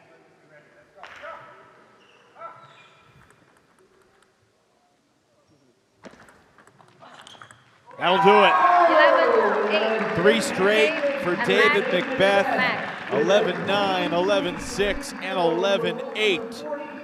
And it's a 3-0 lead for Texas heading into the Golden Game with a 9-6 advantage through the singles and the doubles, which creates added intrigue because what does Luba Sadovska do? Does she go with Nikhil Kumar in that one position with just the 1 point, or does she save him for the 2 spot? She has to pick her first player first. I would say go for Audie in the first. Follow up with Kumar, get Omatoya in there quickly, and then maybe Andrew Sal followed by Fabi Diaz. See how the matchups sort out.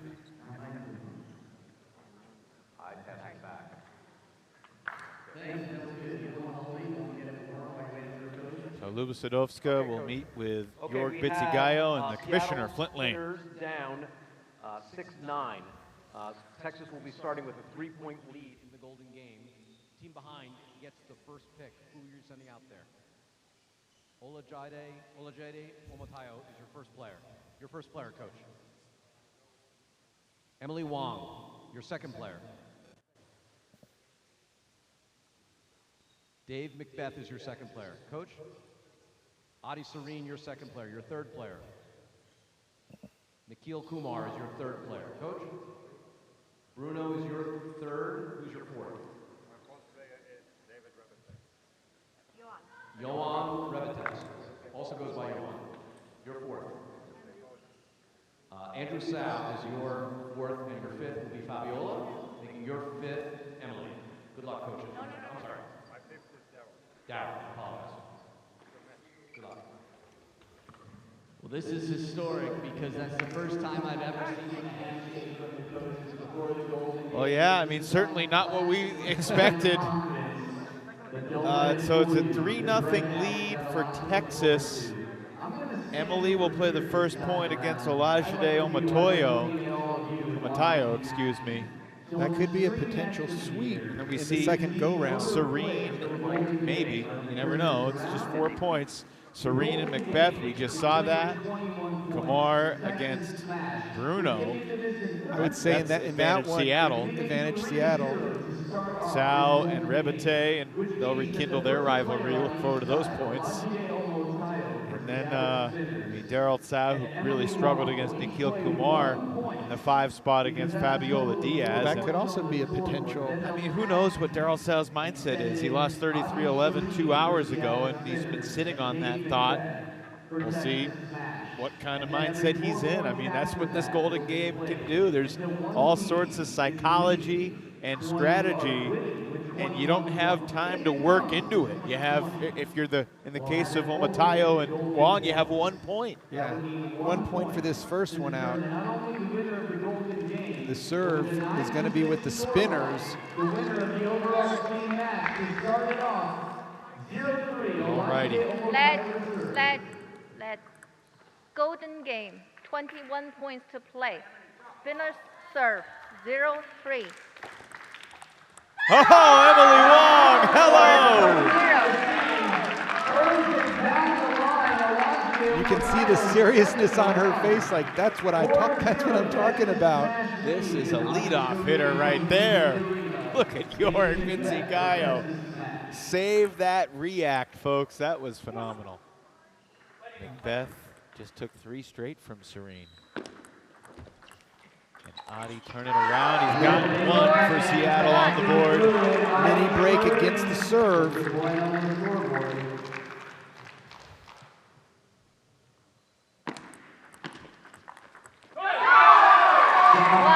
Macbeth so good in the short game.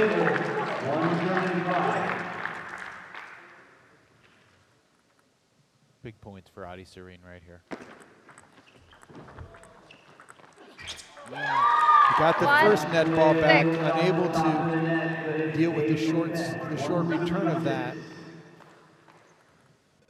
Nikhil and Bruno coming up after this point.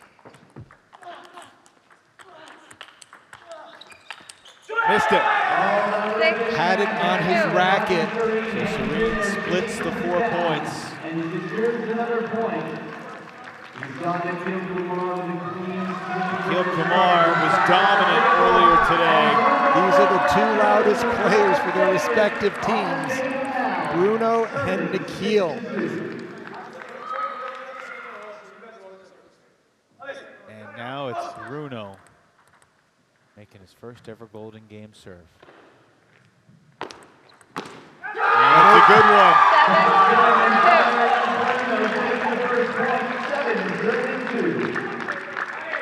Bruno continues being on a tear.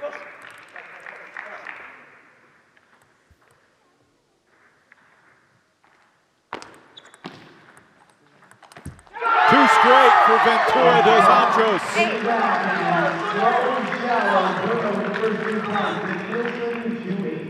He has been waiting for this moment his whole life.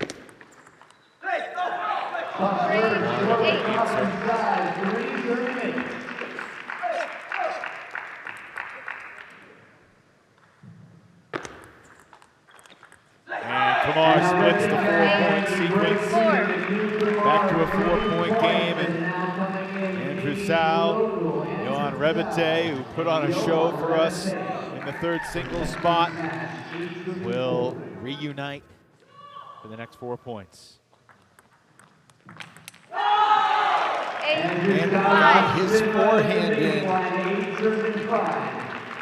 Been trying to create a break on the serve. What a mishit. That was a high serve return. But Rebete, as he stepped around. This is the pressure of the Golden game, Sean.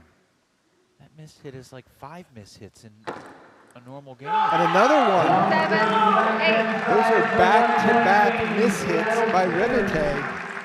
Can he salvage his last point, or will Sal get the 4 straight sweep and tie it up? Rebete. Sal went for the deep serve. High risk. We're taking 3 out of the 4.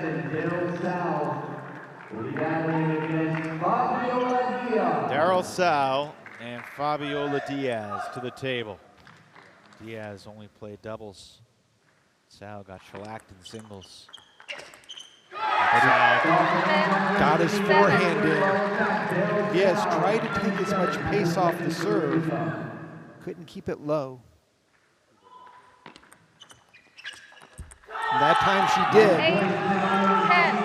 The action from Fabi Diaz, whether she wins the point or loses the point, is not different at all.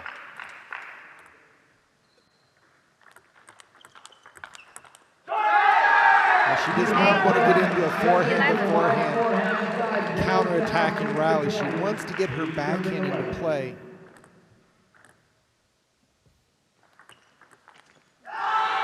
She got the job done, split it. Sal returned it long. And now this should be advantage Seattle, but the way It wasn't the first Emily point. Wong played that serve return out to the forehand. That was a master stroke that she performed. And now they'll play all 4 points. Wong takes the table with her team up by 2.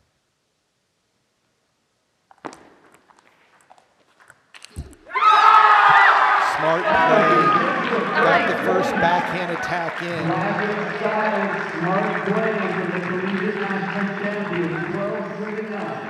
A couple of 28-year-olds tangling here.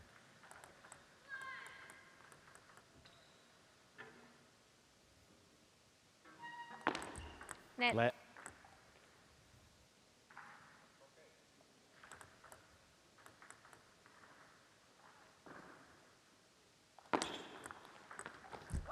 Great serve return. 12. Mateo dropping it back short to the forehand.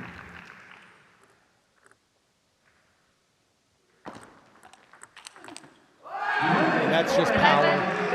wasn't a terrible return on a pretty good serve from Wong, but Omatayo sees control. He just got a chance to tie it here. He just wanted to serve that ball out and deep, get something he could swing at. Serene and Macbeth after this point. Forehand to forehand rally again goes for Omatayo. He takes 3 out of 4. And We it's are a all tied up. 12 game. Here come the laps.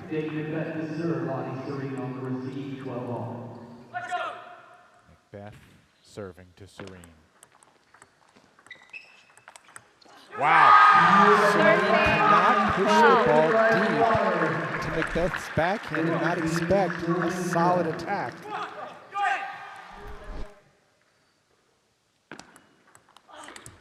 Much better. 13. He realizes he has to open up first, force Macbeth to block a ball and play off of that control ball versus letting Macbeth start the rally. Seattle looking for its first lead here in the Golden Game. Adi Serene puts the spinners in front.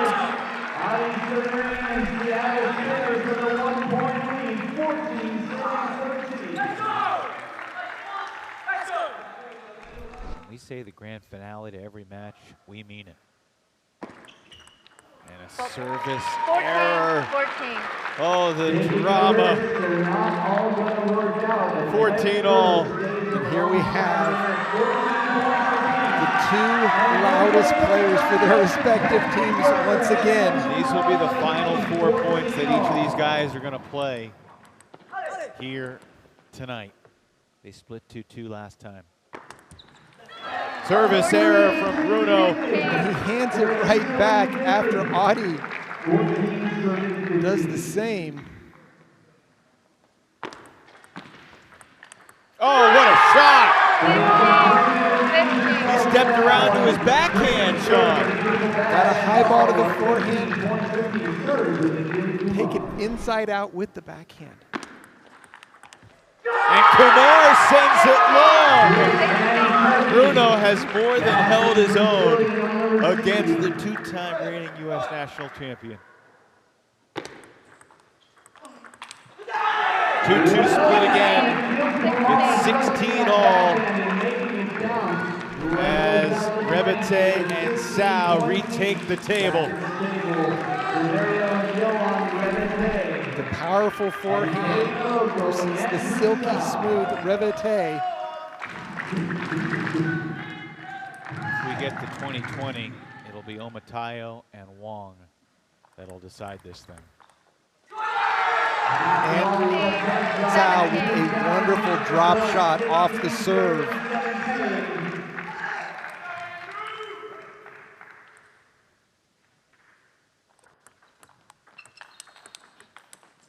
Rebete missed it again. Andrew Zhao with a great backhand block out to the forehand. And now two serves. Andrew Zhao.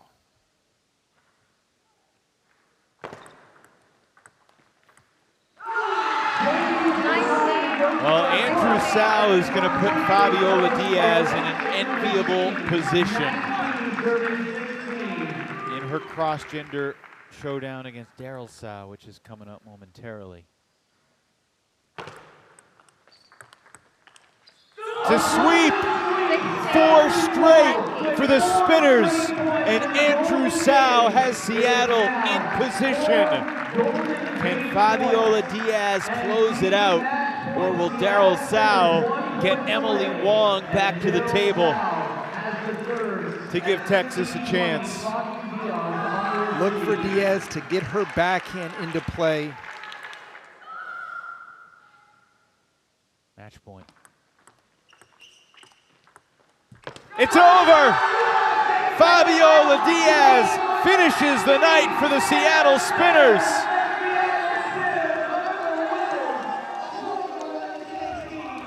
Tremendous Golden Game comeback to take the match 12-9.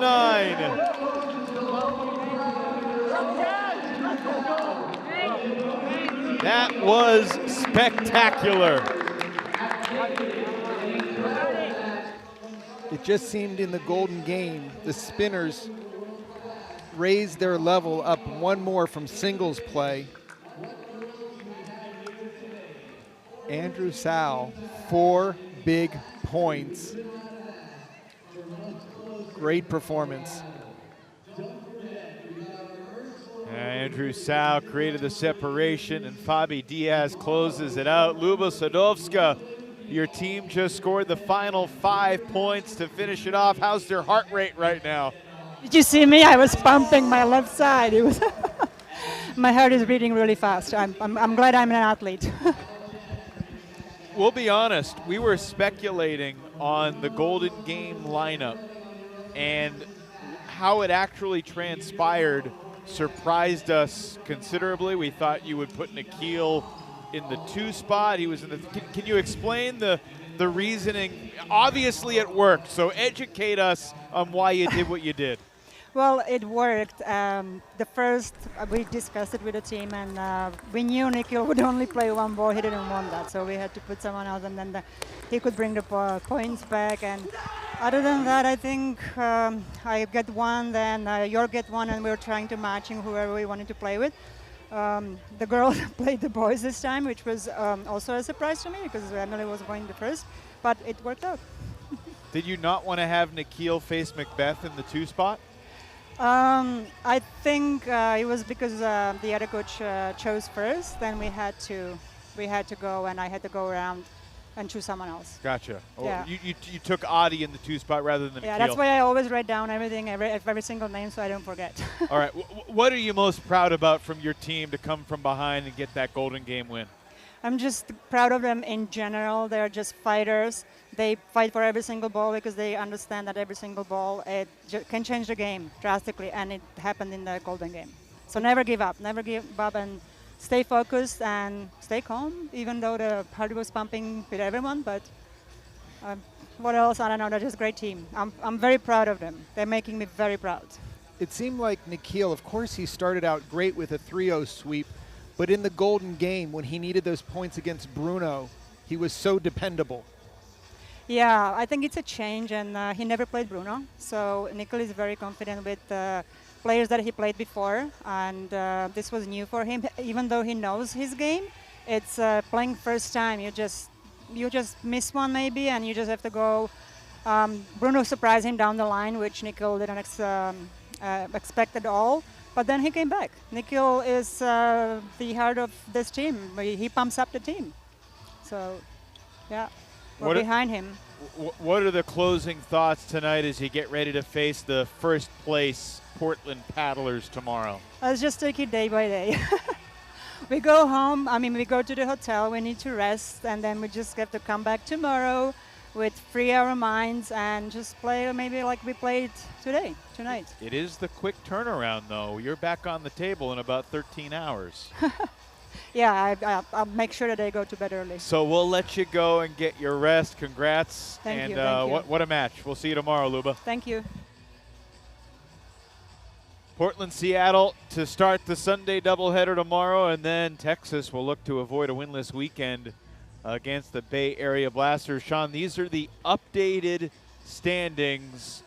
63 total team points for the Paddlers. That's the most important thing. But this West Division, man, it's really close. No one has won 4 Golden Games. No one has lost 4 Golden Games. This is about as close as it gets. Really, Portland's doubles team with Collet leading the way is the difference in the standings right now. Yeah, no, Portland has to feel good where they are, but at the same time, every match, whether winning or losing, it is such a nail-biter. It's just, I love the Golden Game because even if a team does lose, it's going to be tight, even with a 5-point spot. Yeah, coming into today, teams that had a lead entering the Golden Game were 15-5.